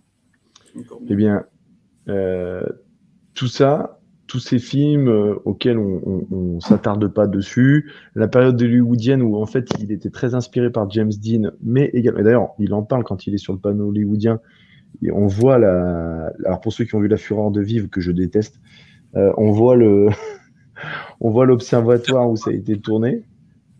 On voit également, on parle pas de Marlon Brando, on en parle furtivement, mais on parle pas de Marlon Brando, ce qui est bizarre parce qu'il a vraiment. Il avait le potentiel d'un Marlon Brando, mais c'est au tout début, sa film hollywoodienne. Et puis, mais les gens préféraient qu'il chante. Putain, en plus, c'est tellement vrai, quoi.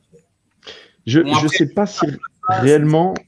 Mais pour le côté chanson, on sait que les fans Je sais qu'il a fait un western où il chante pas et on lui avait dit justement si tu veux faire. C'est Charo, c'est ça.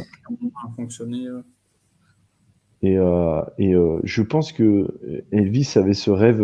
En fait, tu sais, j'ai une théorie, c'est que la plupart des artistes, la plupart des grands, ils sont pas arrivés là parce qu'ils en avaient envie, en fait. Tu vois, Elvis, il n'est pas devenu le king du rock and roll parce qu'il avait envie de l'être, en fait. Il avait envie d'avoir une autre carrière. Tu vois, c'est comme, je fais le parallèle avec Clint Eastwood, mais Clint Eastwood, il a jamais voulu faire du cinéma. Il est rentré par là parce que c'était un mec qui faisait des boulots lambda et un jour, il fallait qu'il gagne sa croûte et il est arrivé au studio Universal et un jour, hop, la chance a tourné pour lui, tu vois. C'est comme toi, ton boulot, tu ne l'aimes pas forcément et puis tu arrives à un grand truc parce que tu le fais bien et puis voilà, tu as une bonne carrière, mais tu n'en as rien à foutre. Ce que tu aimerais faire, c'est du cinéma, tu vois ce que je veux dire? Ou de la BD ou je ne sais quoi. Et Elvis, c'était là-dessus. Je pense qu'il a fait une trentaine de films. Il s'est dit quoi? Bah, déjà, sur une trentaine de films, il doit y en avoir 5, 6 ou 7 qui sont bons. Je les ai pas tous en tête parce que je les ai pas tous vus. Et je pense que le mec, il s'est dit, putain, mais non, enfin, il a vu tous les autres réussir jusqu'à dans les années 70. Il s'est dit, putain, mais il y a quelque chose qui m'échappe. Et je pense qu'il s'est réfugié après. Et le colonel l'a tellement pas laissé respirer aussi que forcément Elvis, il a pas pu se retourner comme il le désirait.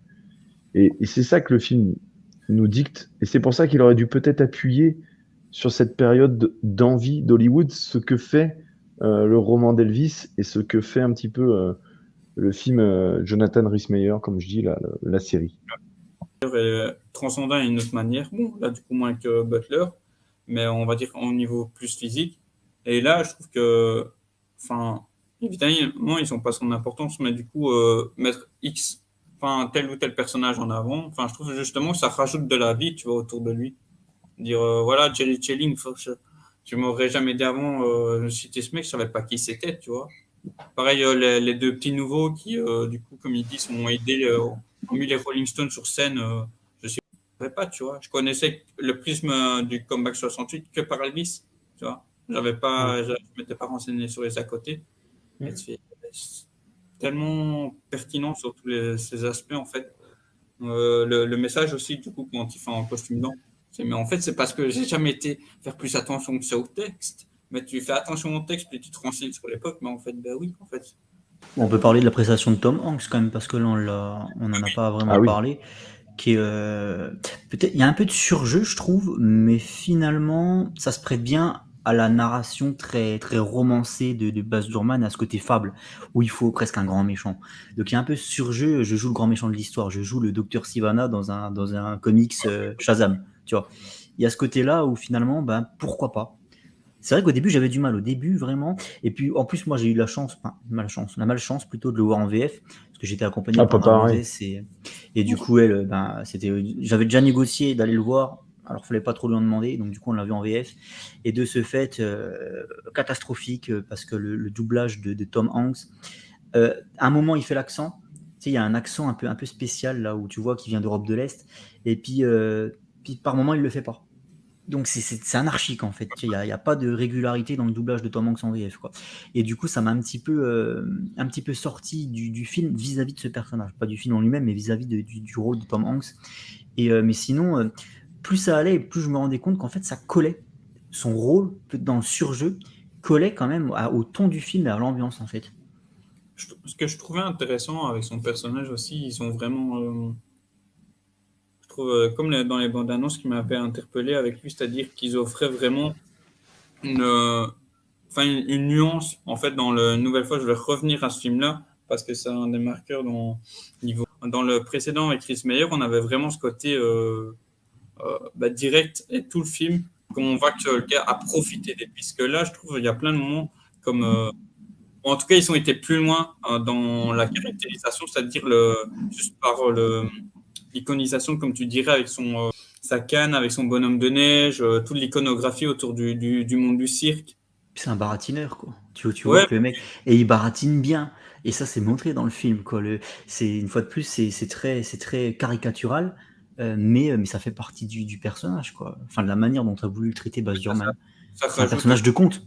Tu sais, c'est le comme serpent malveillant dans les contes pour enfants, quoi. Tu vois, c'est ça rajoute. ça, quoi. C'est Le world building autour est incroyable, quoi. Une nouvelle fois, en plus, on revient au truc du comics. C'est cohérent, il le piège, mais pour le.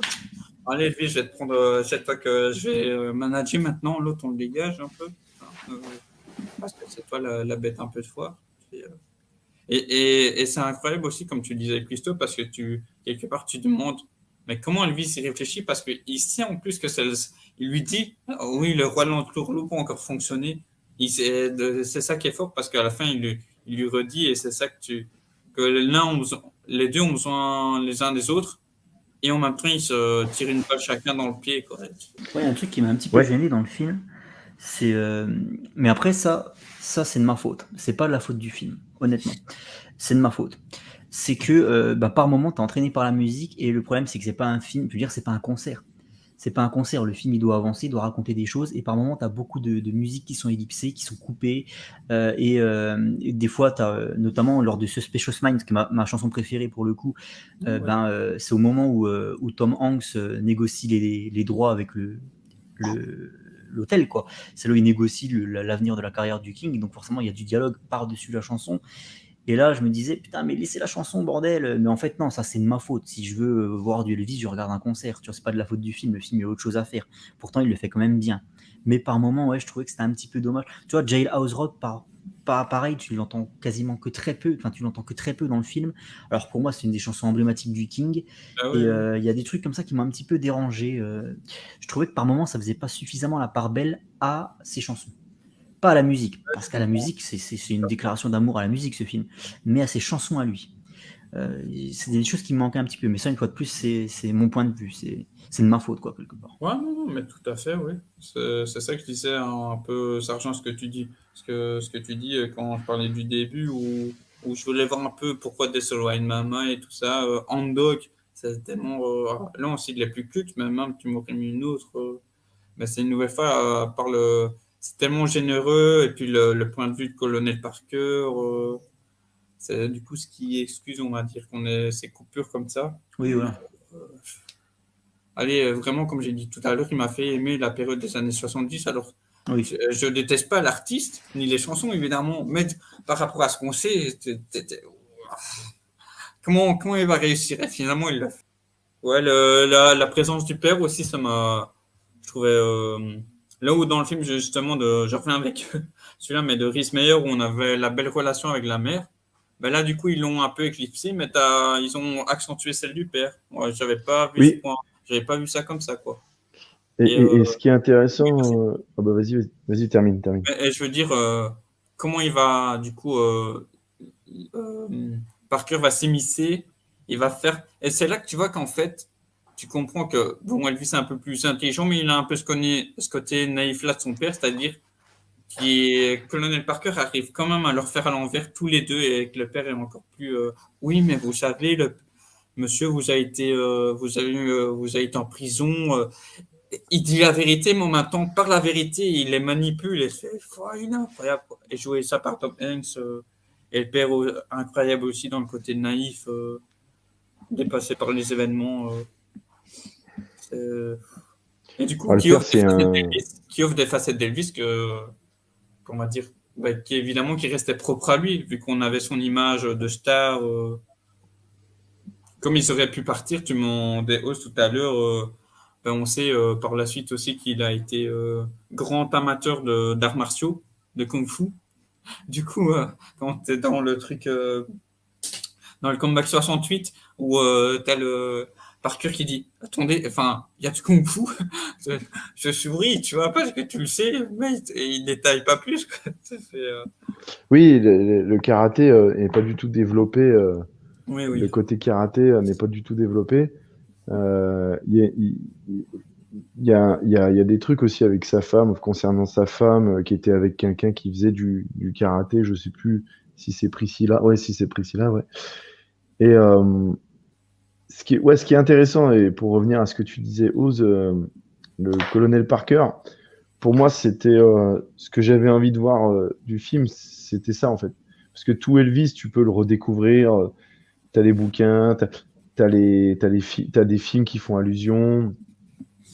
Mais Parker, pour moi, reste encore le personnage très énigmatique.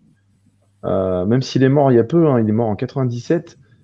Je trouve que ce film, tu sais, quand il lui dit, quand ils sont dans le parking là, souterrain, et qu'il lui dit, tu sais, Elvis, toi et moi, on est pareil. Tu vois. Encore une fois, tu te dis, est-ce qu'il essaye encore de le convaincre?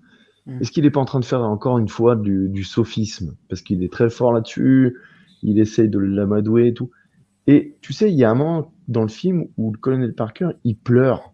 Tu sais, juste après avoir fait le contrat sur la serviette, là, durant la chanson Suspicious Mind, que j'adore aussi, qui est ma préférée, je pense, également, où tu as le colonel, quand il y a les rideaux, il est à côté des rideaux qui se ferment, et Elvis qui salue son public, et lui qui s'aperçoit qu'il a tout gagné, que Elvis est aussi est heureux quand il chante. Est-ce qu'il est pas en train de pleurer, en train de se dire putain, mais j'ai créé, c'est comme un fils pour moi réellement, ou est-ce qu'il est en train de pleurer, en train de se dire putain, c'est bon, toutes mes dettes sont effacées?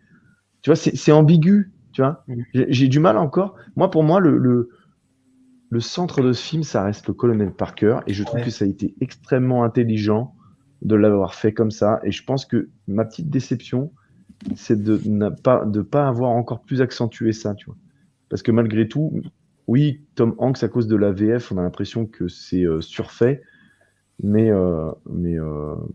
tu regardes Randy Quaid, par exemple, chez Jonathan Rhys-Meyers, c'est pareil.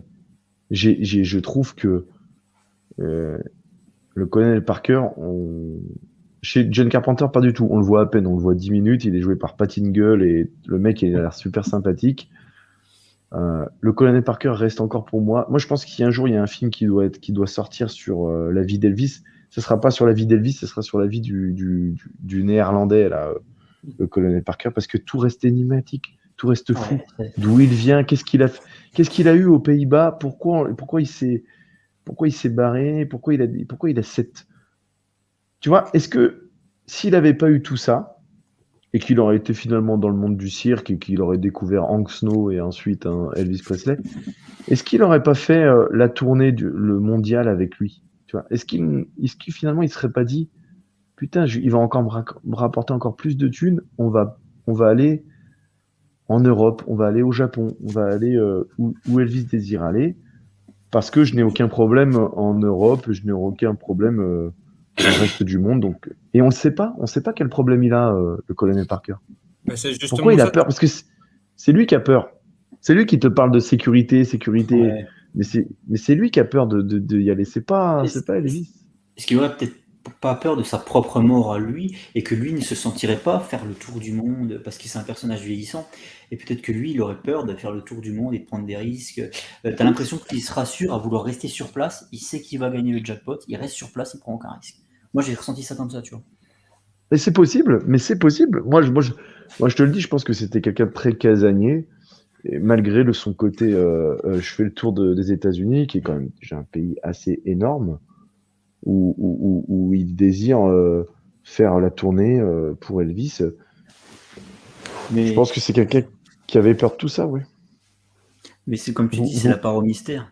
Mais du coup, parce que j'ai lu comme quoi il avait été suspecté de meurtre en Europe, et peut-être qu'il était wanted en Europe, peut-être, ou en tout cas peut-être que lui pensait être wanted en Europe et qu'il voulait pas du tout y retourner, tu vois. Tu sais que voilà, aux États-Unis, le mec était safe, et il se dit si je retourne en Europe, je vais me faire débusquer, quoi. Il y a peut-être ça aussi. Et c'est ça qui est cool, c'est qu'effectivement, on a vraiment ce côté mystérieux où les tenants et aboutissants ne seront pas révélés, mais ça fait partie du personnage et c'est ce qui permet de l'iconiser lui aussi. Et c'est un personnage qu'il fallait iconiser. Tu le vois souvent avec son chapeau et son cigare. Ça, c'est des marqueurs forts. Et pourquoi il fallait l'iconiser? Parce qu'en face, il a le King. Le King Ouais, qui est un dieu vivant. tout à fait. Donc il fallait lui mettre un antagoniste aussi important, comment dire, dans la représentation, dans les mouvements. Il fallait lui mettre un personnage en face extrêmement fort aussi, sinon ça aurait été un film exclusivement sur Elvis qui aurait absorbé toute l'énergie à lui tout seul. Alors que là, le but c'était aussi de nous raconter l'affiliation avec le colonel, enfin le Parker, quoi. Et du coup, il y a vraiment ce truc où, pour moi, ouais, c'est comme un bon film de super-héros, il faut mettre le super-vilain au même statut que le super-héros. Il faut qu'il soit tout aussi iconisé, quoi. Et, et c'est ça, et de par les mystères, de par plein de choses. C'est comme ça que tu iconises un perso. Et Mystère, et une nouvelle fois, en plus, le tout par le point de vue du vilain, quoi. Comme tu dis, ça c'est T'as Comme l'impression intéressant. dans qu'il est omniscient. Incassable. Oui, voilà, comme dans Incassable. Comme dans Incassable. D'accord. T'as l'impression qu'il est omniscient, le mec. Quand il vient de Et faire tu sa sais pas crise comment il a cardiaque, fait, ouais. Et tu sais quand il pas vient de comment. faire sa crise cardiaque et que Elvis vient lui dire, ben, on arrête de travailler ensemble, et là, il arrive encore à te l'embobiner. Ouais. Il Mais arrive encore à attendez, te le refoutre dans sa poche parce que c'est c'est son qu'on a super pouvoir. C'est ça son super pouvoir Incroyable, à le lui. mec. Tu vois? Incroyable, le mec. Ouais, c'est vrai il a une force de dissuasion, ouais, c'est sa force à lui, quoi. C'est de convaincre. Ouais. Je pense que il savait qu'Elvis aussi était très sensible. Et je pense que le fait qu'il ait perdu sa mère, ça a aidé au colonel aussi d'avoir une meilleure emprise sur lui. Ouais, Parce clairement. le père est vraiment, le père de Elvis est vraiment paumé, mais très paumé dans ce film. Et ce qui est vrai, finalement, durant toute sa vie, tu sens que c'était quand même. Lui, il a juste été épaté par le côté. Il a juste eu des étoiles dans les yeux quand on lui a dit que tu serais business manager, quoi. Tu vois, le père d'Elvis, c'est vraiment un mec. Vernon, il était silencieux. C'était un mec il était Un mec inexistant. simple, ouais, ouais. Un mec qui a de la classe ouvrière, qui a fait son taf, et puis quand il a eu ses fils, ça a été un petit Ouais, voilà. déclencheur. Puis il a fait de la prison, donc du coup, ça le bloque aussi pour plein de choses. Et le colonel, il joue là-dessus. Et c'est, c'est là que tu te dis. Moi, tu vois, Nico qui était là, enfin, je sais pas s'il est dans le chat. Nico, quand il a vu le film, on en a parlé un petit peu. Il m'a dit, c'est quand même une sacrée pourriture, le colonel Parker. Et moi, j'ai pas du tout cet avis-là. Tu vois, je suis encore dans l'idée de me dire, oui, certes, c'est l'antagoniste. Ça s'est présenté comme tel, mais j'ai encore quelques flous parce que sur la fin, il dit bien, mais c'est vous qui l'avez tué. Tu vois, on sent Ouais, que le mec, ouais, il avait encore ça le hantait et qu'il avait encore ce regret enfin, moi, j'aime humaniser de toute façon. C'est pour ça qu'il y a des films et qui sont faits pour ça. J'aime humaniser un petit peu ce genre de personnage parce que je me dis avec lui, t'es encore en train de chercher le pourquoi du comment. Tu vois. Et ce film ne m'a pas donné mes réponses. Ne m'a pas donné mes réponses, mais m'a pas donné les réponses à mes questions sur le colonel Parker. Et c'est pour ça que vivement qu'il soit en Blu-ray, vivement qu'on se le remate, et qu'on se dise, putain, mais on n'arrive toujours pas à comprendre la psychologie. Elle paraît simple, hein. La psychologie du colonel Parker, c'est me faire un maximum de thunes sur le dos de quelqu'un Sans qui prendre de a risques. réellement, voilà, qui a réellement du talent et pas prendre de risques. Mais est-ce que c'était réellement ça, quoi? Est-ce que voilà. Et c'est flou, c'est encore flou, et je pense que je vais me renseigner de plus en plus sur le colonel Parker. Je vais lire des bouquins, je vais m'intéresser, je vais regarder des documentaires. Ouais. Il y a un très bon documentaire Elvis sur Netflix et que j'ai pas vu en entier, qu'il faut regarder, je pense. Est-ce que ça t'apporte quelques éléments de réponse? Donc voilà. Puis il y a enfin, moi j'ai eu l'impression qu'Elvis, on voulait vraiment accentuer le côté enfant, tu vois. T'as l'impression que c'est un enfant qui n'a pas grandi. Il a toujours des grosses lunettes, c'est toujours du froufrou. Et puis tu vois qu'il a peur aussi du réel. La scène de la bagnole où il dit à peine au revoir à sa fille, quoi. Il a cette peur du réel comme un enfant qui se met en retrait vis-à-vis de tout ça. Et alors que le colonel Parker, comme on l'a dit, il a ce côté omniscient. Lui, tu vois que c'est un adulte, tu vois qu'il a une parfaite conscience du monde qui l'entoure.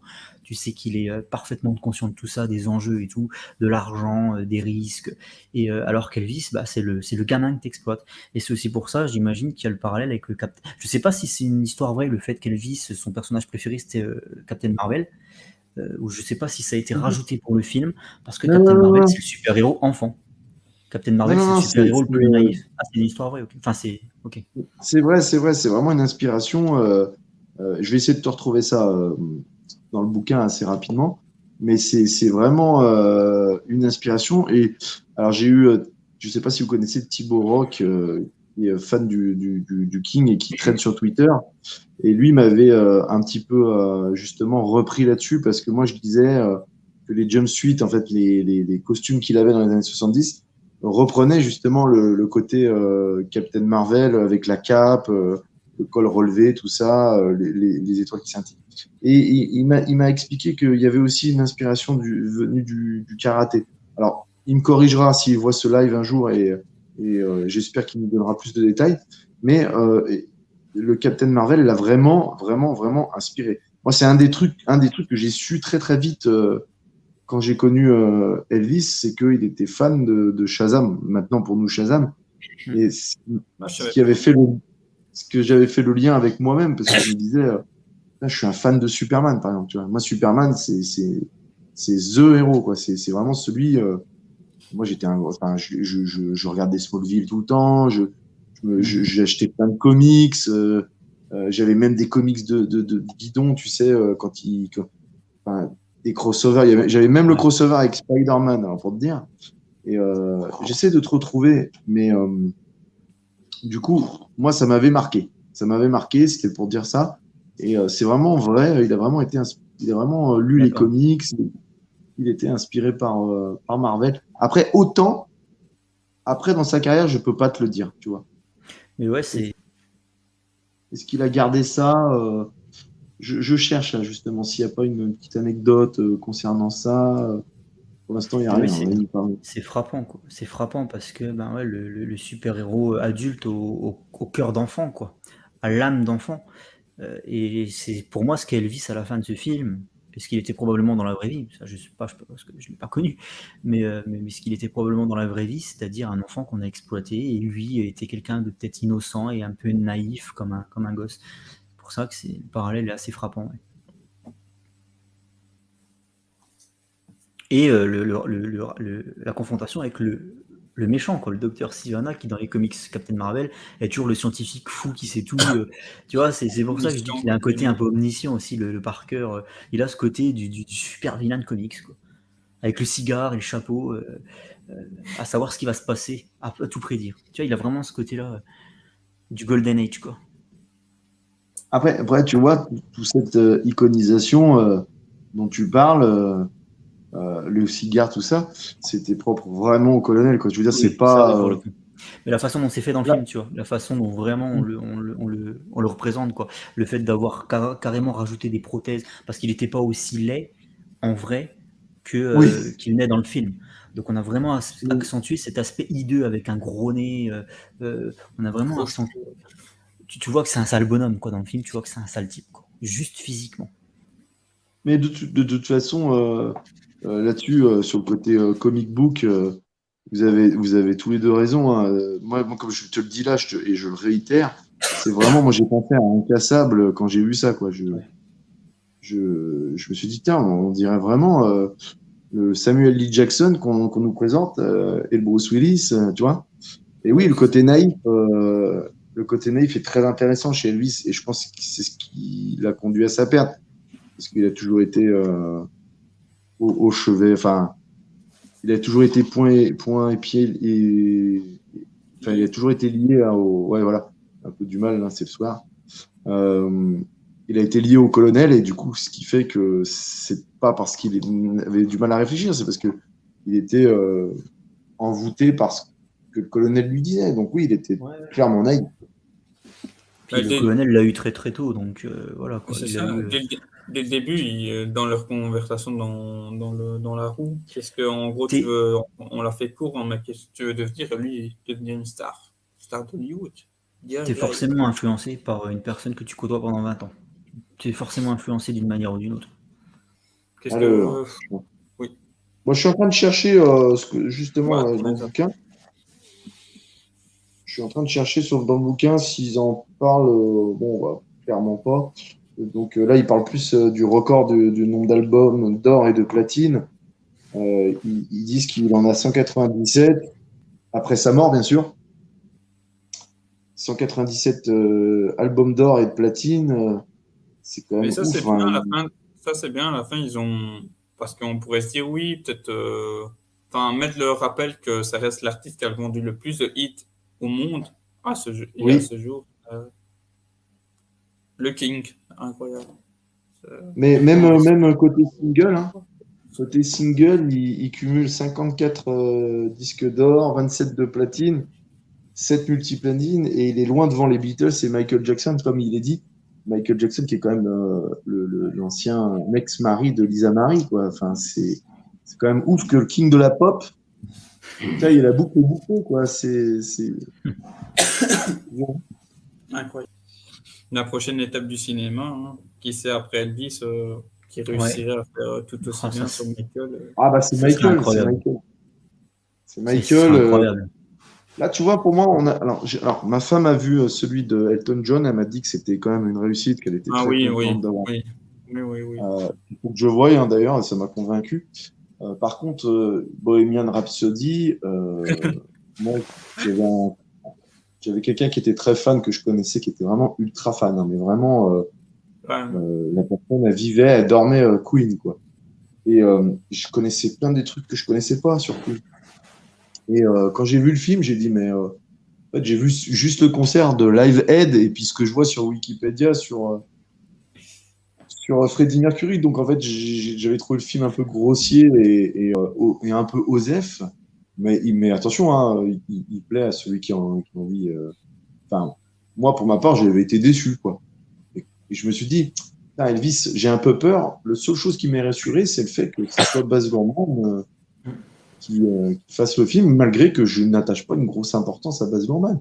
Parce que je reconnais les qualités du bonhomme en tant que showman, quoi, parce qu'il est capable de te présenter un spectacle, de te présenter un film en t'incluant dedans en tant que spectateur et en te disant, bah, tu vois, regarde, toi, tu vas vivre à 100 heures. Ce qui est le film, hein, le film vit à 100 à l'heure. Hein, il n'y a pas une seconde où tu souffles, ce qui représentait Elvis. Et j'avais un des craintes. Et quand le film, et puis finalement, quand je me suis assis dans la salle, ceux qui craignaient le plus, c'était Cinéphage et Guillaume fait son cinéma. Et moi, j'étais envoûté déjà dès la première seconde. J'étais dedans. Ouais. Même si je reconnais que les split screens du début ont une tendance un petit peu à essayer de te perdre. Les passages de toutes ces vies, et puis tu sais qu'il va y revenir plus tard, mais j'ai eu peur qu'il se noie un peu là-dedans, et puis finalement, il a rattrapé le coup assez facilement. Enfin, tu le vois même pas rattraper le coup, en fait. Il t'impose son rythme. Il t'impose son rythme. Il te dit, tiens, Et, et je disais, je m'interromps coupé, du coup, ça me faisait très penser à son début avec Roméo et Juliette, où c'est plan presque un peu Guy Ritchie, une seconde, les plans, mais tellement là encore mieux marié que dans un Roméo et Juliette quand il bascule sur la morphine, puis rien sur Parker. Et du coup, c'est un travail surtout parce que la lumière aussi, c'est un travail sur le rouge et bleu, et pareil sur le plan d'avant et d'après. Donc, c'est pas. S'il l'avait pas fait, ça aurait été beaucoup plus brut. Et puis, les petites références aussi, il glisse, t'es dans les années 60, le petit vaisseau Star Trek et tout. Puis, il te remet, tu vois, dans le Comeback 68, à l'image à l'arrière, là, Captain Kirk et Spock, pour tu vois, des petits indices, te rappeler quand même le contexte dans lequel tu es. Et c'est pas juste une référence grossière, puisque c'était la série de l'époque, surtout Oui, où ici. c'est encore une fois, c'est intelligemment mis en scène, quoi. C'est vraiment, ça te fait vivre les époques où il a vécu. Et j'ai lu beaucoup de choses, notamment sur Twitter, et j'ai vu des critiques sur YouTube dire que, encore une fois, on traite de la vie d'Elvis sans parler de son côté sombre. En fait, il y a un truc qu'il faudrait que les gens comprennent, c'est que c'est pas parce que on a un côté sombre que c'est forcément 90% de ce qu'on a vécu. Si tu veux, Charlie Parker, quand Clint Eastwood fait Bird, il va te parler exclusivement du côté sombre de Charlie Parker parce qu'il n'y avait plus que ça. Il n'y avait que ça dans sa vie. Elvis, c'est quand même quelqu'un qui est qui est à la base qui est gentil, qui a une bonne âme et qui est juste utilisé. Et à un moment donné, il faut qu'il compense avec autre chose. Donc lui, c'était la drogue, enfin c'était les enfin voilà, il était obligé. Donc oui, il y avait des moments où il pétait un câble aussi parce que forcément, avec ses potes qui squattaient tout le temps chez lui. Et d'ailleurs, on le voit bien dans le roman d'Elvis, vite fait, Kurt Russell, il pète un câble sur ses potes. Mais il y a eu des moments comme ça où, oui, il a pas traité correctement sa femme, il l'a trompée à tout va, mais elle était au courant. Oui, sa fille, il s'en est pas occupé. Au bout d'un moment, étaler ça et ça et ça, tout le monde le sait. Au bout d'un moment, ce qui n'a pas été. Essayer de comprendre que Elvis, c'était quand même quelqu'un au niveau fondamentalement, qui était bon.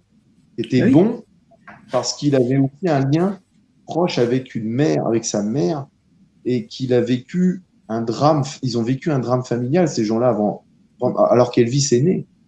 Il a perdu son jumeau. Et tout le monde. Il y en a qui Ouais, vas-y, excuse-moi. Non, vas-y, continue.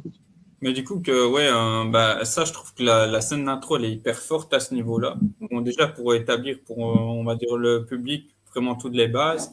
Mais du coup, dès cette scène-là, te faire comprendre que Elvis, à travers la musique, il vit avec son frère sa musique, quoi, tu vois, sa passion. Il est là avec lui tout le temps. Donc, c'est son frère. Vraiment, le travail des plans, du coup, tu vois, sur la lune, le frère et tout. Oui, c'est génial ce plan. Il est génial ce plan qui nous rappelle que on en parle furtivement. On dit voilà, pensez à Jesse qui nous regarde de là-haut. Et dans le roman d'Elvis, on le voit bien aussi. C'est un truc qui est traité intelligemment par Carpenter, c'est que Elvis se parle à lui-même, mais en fait, il parle à son ombre qui en fait représente son frère. Et du coup, tu te dis que Elvis, il avait la puissance de deux personnes, alors que ce soit vocal, que ce soit sur scène. Ouais. C'est Parker qui dit, je crois, il en joue. Parker, il dit, excuse-moi, il a la puissance de deux personnes. Tu vois, mais il le glisse, tu vois, il le glisse à 5 mètres, tu vois. Référence au Captain Marvel une fois de plus. Captain Marvel, c'est deux héros, c'est deux personnages en un, en fait. Oui, puis même, il y a la relation avec Black Adam, qui est le deuxième champion aussi également, tu sais, un peu son némésis. Ouais. Et oui, effectivement, le Shazam, enfin Captain Marvel du coup, c'était ça, c'est le petit garçon qui devient super-héros. Oui, il y a ce dédoublement, bien sûr, mais pour en revenir au côté avec le jumeau, c'est un truc que j'aurais aimé, par contre, qu'on exploite réellement dans ce film aussi, tu vois.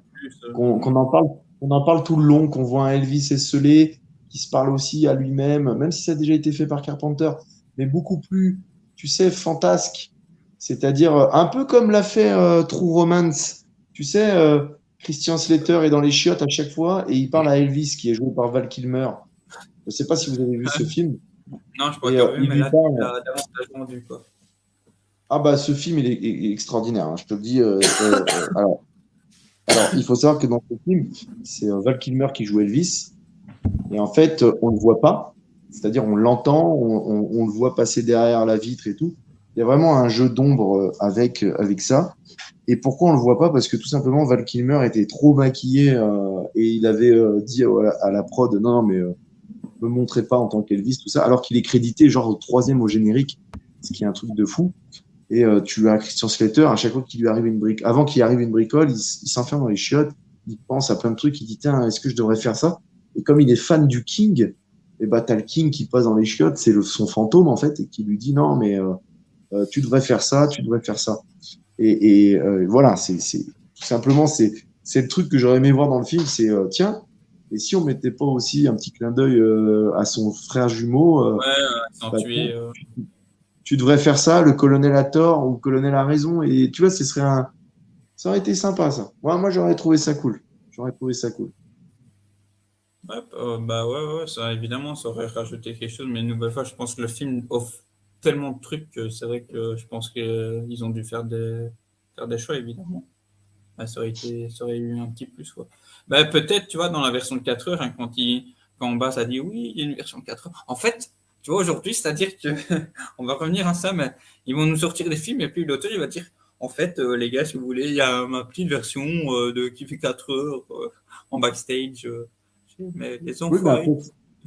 après, j'ai hâte de la voir, celle-là, mais je pense pas qu'il va traiter de ça. Je pense il va aller peut-être sur des périodes un peu plus intimistes.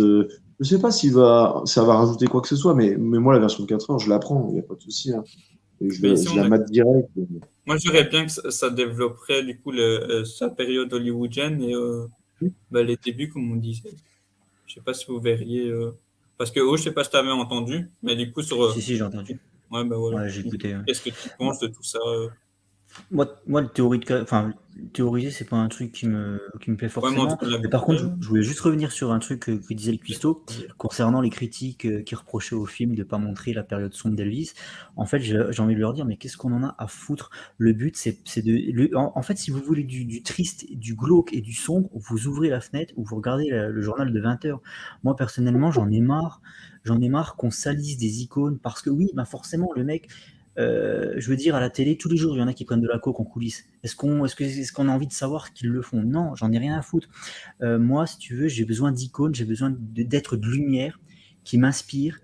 J'ai besoin, quand tu vois, quand je vais au boulot le matin à 5h du mat, j'ai besoin d'Elvis, d'entendre ces chansons qui me donnent la pêche, qui vont me faire passer une bonne journée. J'ai pas besoin de savoir que le mec, combien de rails de coke il se mettait ou combien de pilules il prenait. En fait, je m'en fous.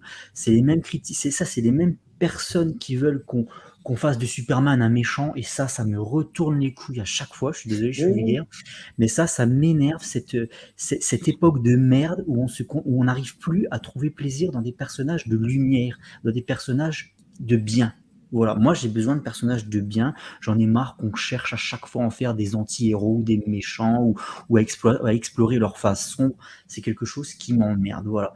Donc laissez-moi mon Elvis tel qu'il est censé être représenté, et c'est tout. Ouais, Voilà. et puis encore une fois, même si allez, les petits morceaux qu'on a eu ça dans le film, quand la première fois qu'ils prend par exemple de la drogue, il les prend pas en mode j'ai besoin, je veux tester. Non, il prend comme ça et on comprend quand, pareil, ça période des années 70, quand il se fait piquer, finalement, est-ce qu'il en avait vraiment envie? Lui, tout ce qu'il voulait, c'était chanter, performer. Donc, Non, mais je valide le coup de gueule de Oz qui dépeint quelque chose qui est assez récurrent, c'est que, tu vois, là, je suis allé voir Buzz l'éclair cet après-midi avec mes enfants. Et ce que j'entends souvent, avant d'aller voir Buzz l'éclair, il y en a plein qui me disaient, ouais, mais c'est pas fidèle à l'univers, gna gna gna gna, c'est de la grosse bouse, gna gna gna. En fait, le divertissement, à la base, c'est quoi? Quand tu regardes quand tu regardes The Rocketeer de Joe Johnson, qui a été fait au début 90, c'est un film de super-héros. Avant les films de super-héros, il se prend pas la tête, le film. Il sortirait maintenant, on me dirait, ouais, mais les mecs, ils ont essayé de faire un sous Captain America, machin. En fait, arrêtez de chercher des références, arrêtez de chercher la petite bête. Essayez des fois de. Alors, moi, des fois, je suis pas content d'un film, mais parce que il a eu du mal à me transmettre ses émotions, en fait. Tu vois, il a eu du mal à me dire, pas ce que j'attendais de lui, mais il avait du mal à me dire quelque chose. Et moi, je me suis dit, non, je te comprends pas, film. Tu n'es pas en train de me parler. Tu vois. Je suis pas bien avec toi, je suis pas en phase avec toi parce que tu ne me parles pas. Tu vois. Et non pas parce que dans le 127e film de Star Trek, machin, il a dit ça, mais on le revoit pas ici. Donc, je peux comprendre ton mécontentement. Après, moi, je vais te dire un truc. Tu vois, par exemple, Marvel, je commence à avoir une overdose de Marvel. Par contre, DC Comics, dont j'étais plutôt fan quand je lisais les BD, DC Comics, je trouve que ils arrivent à me parler, ils arrivent à iconiser. Et le fait que Man of Steel, à la fin, on me dise oui, il va tuer une personne pour qu'on le rende un peu plus sombre, j'avais envie de dire, mais non. Enfin, ok, il l'a bien fait, Snyder, pas de souci. Mais c'était Parce légèrement qu'après- pas compris. Non, mais après, Snyder voulait en fait que il voulait faire comprendre que Superman était un mec qui tue pas parce qu'il l'avait déjà fait une fois et que ça l'avait Oui, ça, oui. Mais tu vois, mais c'est- c'était pas juste voilà. pour dire qu'il soit sombre, tu vois. Donc, Et puis, Oui, puis c'est mais sûr. en fait, moi, ce que j'ai lu avant que le film se fasse, c'est qu'on me disait beaucoup, et Smallville avait commencé à essayer d'entamer un peu ça, beaucoup voulaient de Superman un personnage sombre. Mais en fait, ce que je comprends pas, c'est que en quoi ça vous dérange, par exemple, que Disney, j'avoue, tout le monde tape sur Disney en ce moment. C'est un truc, Disney en prend plein la gueule. moi, Bah, après, on va revenir à Elvis du coup du coup le côté Elvis, le côté icône, le côté le rendre beau, le rendre tel qu'il l'a été en fait. Je vois pas où est le problème. Parler de sa vie intime, bah lisez des bouquins les mecs, lisez des Oui. bouquins, allez-y et prenez des documentaires, pas de souci. Par contre, si vous allez voir un film de fiction, faut bien rappeler que Elvis c'est de la fiction. Si vous allez voir ça, le réalisateur a son message à faire passer, il a des choses à dire, et lui, Baz Luhrmann en l'occurrence, a désir vous montrer ce que Elvis représentait, c'est-à-dire un homme de spectacle. Donc si vous n'aimez pas, eh ben, n'en dégoûtez pas les autres. C'est ça. Mais Voilà. c'est tout. Voilà. et surtout, Après, comme je on peux disait, comprendre. Hein. Attention, par contre, je peux comprendre qu'on n'ait pas aimé, parce que maintenant, ici, tu dis un truc, ça prend une ampleur phénoménale, et j'assume mes propos, mais si vous n'avez pas aimé Elvis, c'est parce que ça ne vous parlait pas, et il y en a beaucoup, beaucoup dans mon entourage qui n'ont pas aimé Elvis, mais qui, pour autant, vont pas aller te dire, oui, mais c'est parce qu'il n'a pas parlé de la période sombre. Non, c'est juste, le montage, j'aime pas, le personnage, j'aime pas, voilà, c'est tout, voilà, c'est. Mais bon, après, c'est comme Oz, hein, c'est mon petit coup de gueule. Je suis d'accord avec toi, en fait. maintenant, Puis, est-ce que Baz Luhrmann, c'est un univers, une ambiance qui se prête à voir un mec se calmer la tête, quoi. Non, franchement, Baz Luhrmann, c'est des confettis, c'est ça. Oui, il y a des choses tragiques qui se passent dans ces films, mais c'est le backstage. Mais je vois pas un film un film de Baz Luhrmann avec Elvis au-dessus des chiottes en train de se shooter. Tu vois. Franchement, dans ma tête, je comprends. Je vois pas le D'ailleurs, truc. même Je vois sa pas le mort, même sa mort, d'ailleurs, on va en parler pour clôturer tout ça, mais sa mort, en fait, Ouais. à savoir que sa mort, c'est quand même la mort des rois. C'est sur son trône. Hein. Il est mort sur les toilettes parce qu'il a eu un arrêt cardiaque à ce moment-là. Alors, je pense que enfin, il y en a qui vont dire oui, parce qu'il était constipé, il a trop forcé dans ça. Enfin, histoire de rendre le truc un peu plus, voilà. Mais il est mort quand même sur ses toilettes. Et on n'en parle pas dans le film parce que je pense que Baz n'a pas voulu rendre ça, comment dire, n'a pas voulu enlever tout ce qu'il a déifié du personnage. Oui, c'est ça. ouais, ça aurait fait big. Ça aurait désacralisé un plan de lui sur les chiottes. Clairement, ça désacralise quiconque.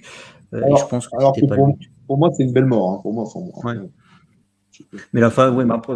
Et puis moi, j'aime bien quand ça reste intimiste, les morts. Voilà, on sait. Si tu veux savoir comment il est mort, tu regardes un documentaire, tu vas sur Wikipédia.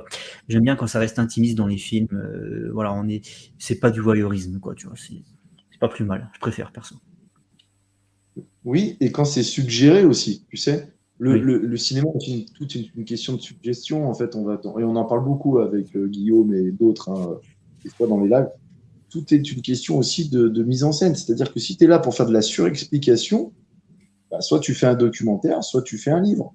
Et chacun apporte sa pierre à l'édifice. Un livre, un documentaire et un film vont chacun apporter quelque chose, en fait. Si tu veux terminer sur un truc, moi je te dirais que refaire un film sur Elvis, il va falloir attendre un sacré moment. Ou alors vous faites un film sur ça. Ou alors vous faites un film sur le colonel Parker, tu vois. Ou sur l'après Elvis. Qu'est-ce qu'il a engendré parce que si tu combines les trois, le roman d'Elvis, la mini-série avec Jonathan Rhys-Meyer et celui-ci, tu mets les trois ensemble, tu les regardes ensemble, T'as tout. chacun a ses Tous les défauts, gros ses qualités. T'as quasiment épluché un petit peu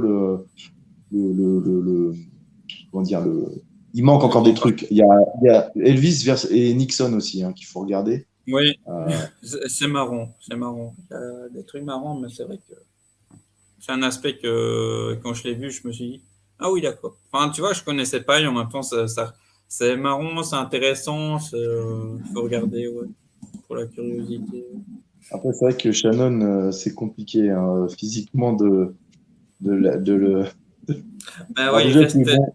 il fait, enfin, ça reste Shannon, hein, c'est très. Non, je pense que je vais me le retaper. Ouais. Je vais me le retaper, mais en VO pour le coup. Je pense. Ouais, c'est ce qui me manque aussi, la VO. Ah bah, c'est pareil, c'est ce qui me manque. Et d'ailleurs, on l'a pas dit, mais j'ai regardé parce que moi, il y a des choses qui me semblaient, comment dire, pas très explicites dans le film. C'était si c'était la vraie voix de Butler ou si c'était du playback et qu'ils avaient mis au montage par-dessus les vrais enregistrements. Et en fait, il y a des deux. Il y a des deux, c'est-à-dire que j'ai lu que sur les années 50, c'est l'interprétation de Sin et avec quelquefois des petits arrangements quand même, des petites corrections et un rajout des chansons originales. Et puis sur la dernière partie de sa carrière, là pour le coup, c'était que des enregistrements du King. Quoi. C'est ça, Mais ouais, c'est tellement bien fait dans le pareil. film. C'est tellement bien fait que je me suis posé la question, tu vois, comme quoi c'est vraiment bien fait. Quoi. Et bah, Ouais, c'est la différence avec le roman d'Elvis qui est chanté Ronnie McDowell qui chante du Elvis et le Jonathan Rhys-Meyer où c'est vraiment là, tu sens que vraiment c'est du playback. Tu sens vraiment que le mec, ils ont mis le truc au fond et lui il est là en train de cabotiner. T'as un peu de mal avec ça. T'as un peu de mal. T'as les enregistrements par exemple de That's Alright Mama lorsqu'il est chez Sun Phillips, chez Sun Records par exemple. Il passe That's Alright et ok d'accord, il y a encore la sonorité, tu sais, le grésillement, le son blanc derrière et tu te dis mais ouais non mais là ça colle pas. Enfin tu vois. Du coup tu te dis d'accord ok bon c'est pas grave. On va ouais, prendre. Voilà, mais ça collait pas. Alors c'est que ça là, qui est tu vois, c'était vraiment. T'es dans Là, une c'est ambiance fluide. sonore. Quoi. C'est Là, c'est fluide, t'es dans une ambiance sonore. C'est exactement ça, fluide, parce que tu as l'impression qu'Austin, il chante tout le temps, quoi. Et comme tu as dit, quand tu as été voir ça et qu'ils ont dit, oh, oui, on a remanié, on a fait un peu de triche et tout, bah, je fais, what the fuck? Et, enfin, comme j'ai dit, il y a un plan qui repasse beaucoup là sur la toile, c'est vraiment je crois que c'est de Soul White, hein, quand bah ouais, le costume rose, où ils ont filmé, ils montrent, c'est un passage du film, du coup, bah, c'est un des premiers tests, deux angles de vue différents. Enfin, c'est Austin qui chante et, comme je disais tout à l'heure, tu as l'impression que c'est Elvis en fait. C'est ça, je trouve ouais. ahurissant le travail qu'il a fait sur le son. Et c'est marrant parce que Ouais. du coup, tu regardes des interviews d'Austin un an ou deux avant la production, il a encore sa petite voix. Et là, du coup, tu as l'impression qu'il a mué avec le film. Mais il C'est ouf. expliquait dans une interview qu'il avait mis plusieurs mois à se débarrasser du personnage. Quoi. À mon avis, Et c'est le qu'il a- rôle de sa vie pour l'instant. Hein. ouais, je pense. Je pense qu'il va avoir une nomination aux Oscars, c'est obligé. Hein. Bah, il Va faudrait, ouais, il peut-être faudrait. même remporter la statuette, peut-être. Et Moi, je Tom pense Hanks, pas loin. Je pense que ce serait mérité parce que là, vraiment, quand on parle de performance dans un biopic, ils ont coché toutes les cases, quoi. Autant le Ouais. Real et toute l'équipe que lui Là, travailler sur la sur le chant, recomposition. c'est double emploi là, parce que non seulement il faut que le mec soit un bon acteur, mais il soit un bon chanteur. C'est double emploi, là, c'est double boulot, quoi. Ouais, Et déjà, avec Ewan McGregor sur Moulin Rouge, Ewan McGregor, tu peux regarder, il fait des fois, il publie des vidéos sur YouTube, ou encore maintenant, il se filme dans une caravane, je sais pas où, avec sa Il gratte, chante, hein, il il a une chante du guitare, Muse. je crois, ouais. Et le mec, il a gardé sa voix, tu vois qu'il a travaillé sa voix pour Moulin Rouge, et c'est un putain de bon chanteur, quoi. Et c'est double boulot. C'est ça qu'il faut comprendre, c'est que c'est en plus double boulot, quoi. Non Et en seulement d'être plus, un film fantastique, Et exceptionnel, en dire plus, même, et fallait on qu'il pourrait- danse comme lui aussi. c'est ça, la ouais, parce que danse, j'ai dit le chant, double, c'est ça, l'acting, triple oh là là, performance. acting sur 3 générations. Le jeune des années 50 et le Oui. quarantenaire, le quadragénaire de Las Vegas, quoi, qui est à moitié ouais. shooté. Et t'imagines, Et- toi, c'est le et- travail de sa vie, c'est le gros de sa vie, hein, Et clairement. Ça va pourtant, être tu dis compliqué. shooter, et il est toujours, toujours autant la patate, tu Mais vois. il est habité par lui. Quand tu vois la sueur, tu regardes les images d'Elvis, c'est ça, quoi.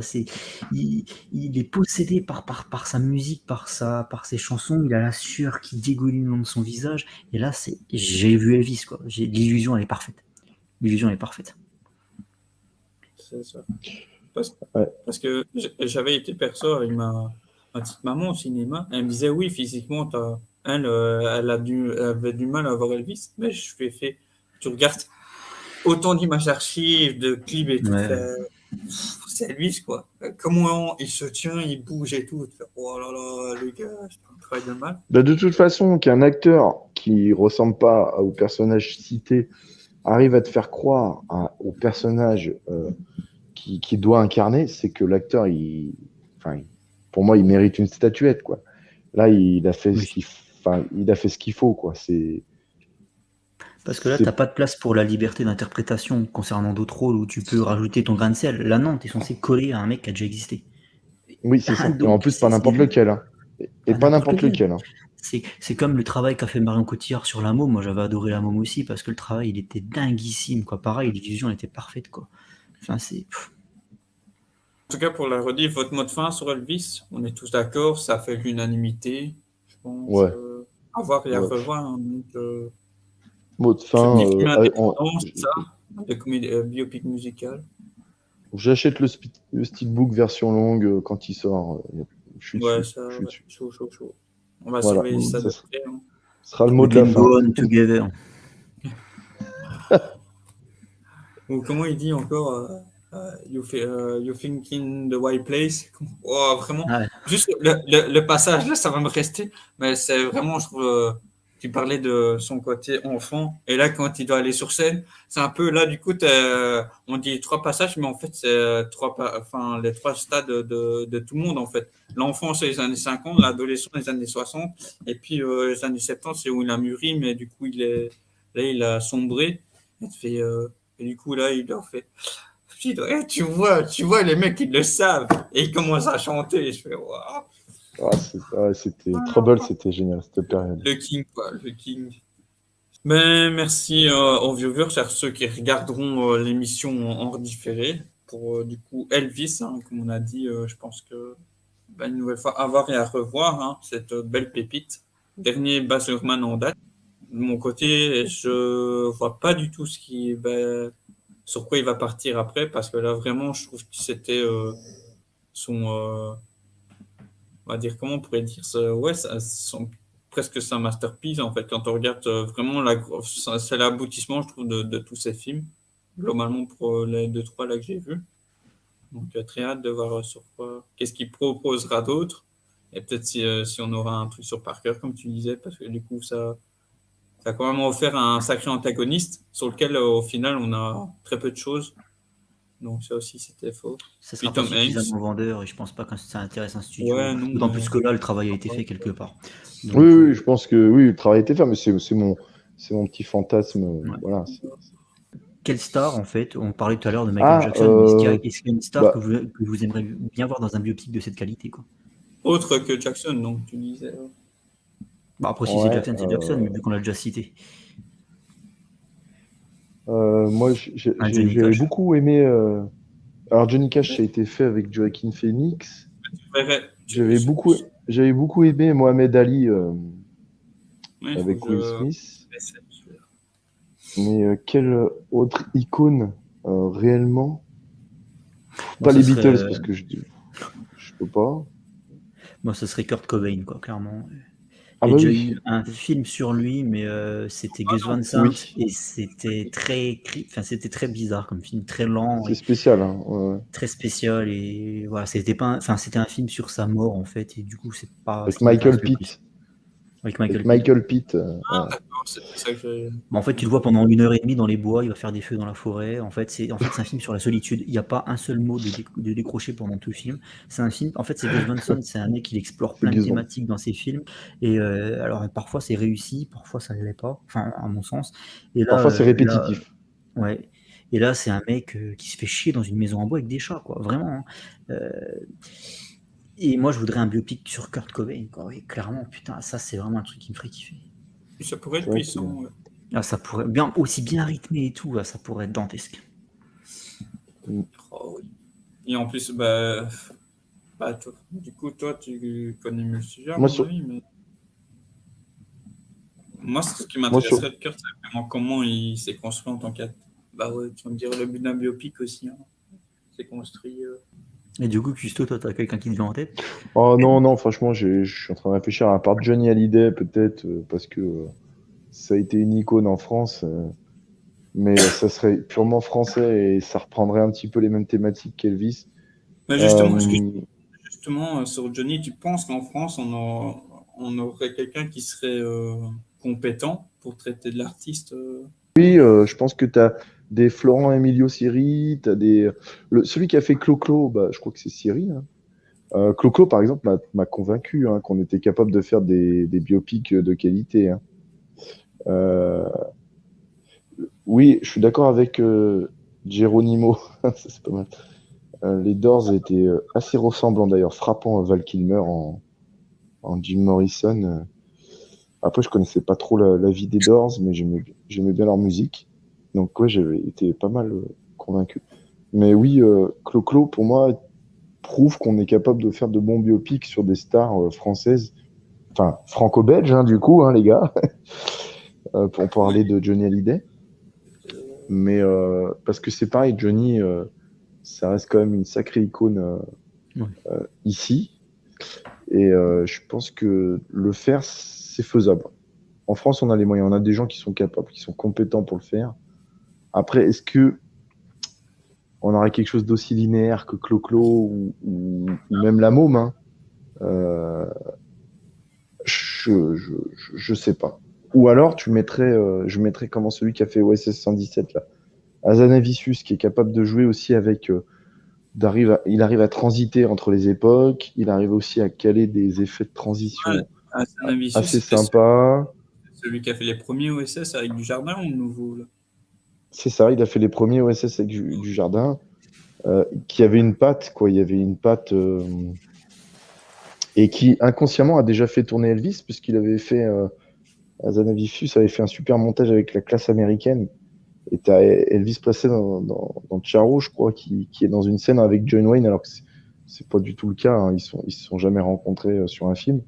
Où t'as en fait Elvis qui dit aime-moi vrai, aime-moi tendre, tu vois, pour reprendre Love Me Tender, Love Me True. Et John Wayne, il lui fait hein, mais qu'est-ce que tu me racontes là? Tu sais, c'est été redoublé, quoi. C'est la classe américaine, je sais pas si vous l'avez déjà vu, mais Ah, je vous le conseille, c'est super drôle. C'est super drôle. ok. Et Hazanavicius avait fait ça avec le groupe Canal. Ils avaient collé plein de films ensemble. Ils avaient fait tout un montage à la Morsinor, en fait. Et ils avaient redoublé, chaque personnage. Et c'est trop fort. Et t'as plein de persos qui sont dedans. Il y a Steve McQueen, tu as Henry Fonda, tu as John Wayne, tu as Burt Lancaster. T'as tous ces mecs-là, tous ensemble réunis dans un seul et même film. Et du coup, t'as un passage avec Elvis qui est dans une chambre d'hôtel et t'as John Wayne qui rentre et qui lui dit qu'est-ce que tu fous là, toi? Et tu lui dis aime-moi vrai, aime-moi tendre. C'est marrant. Nintendo. Ça Voilà. aussi, ça aussi, le film, il est très fort.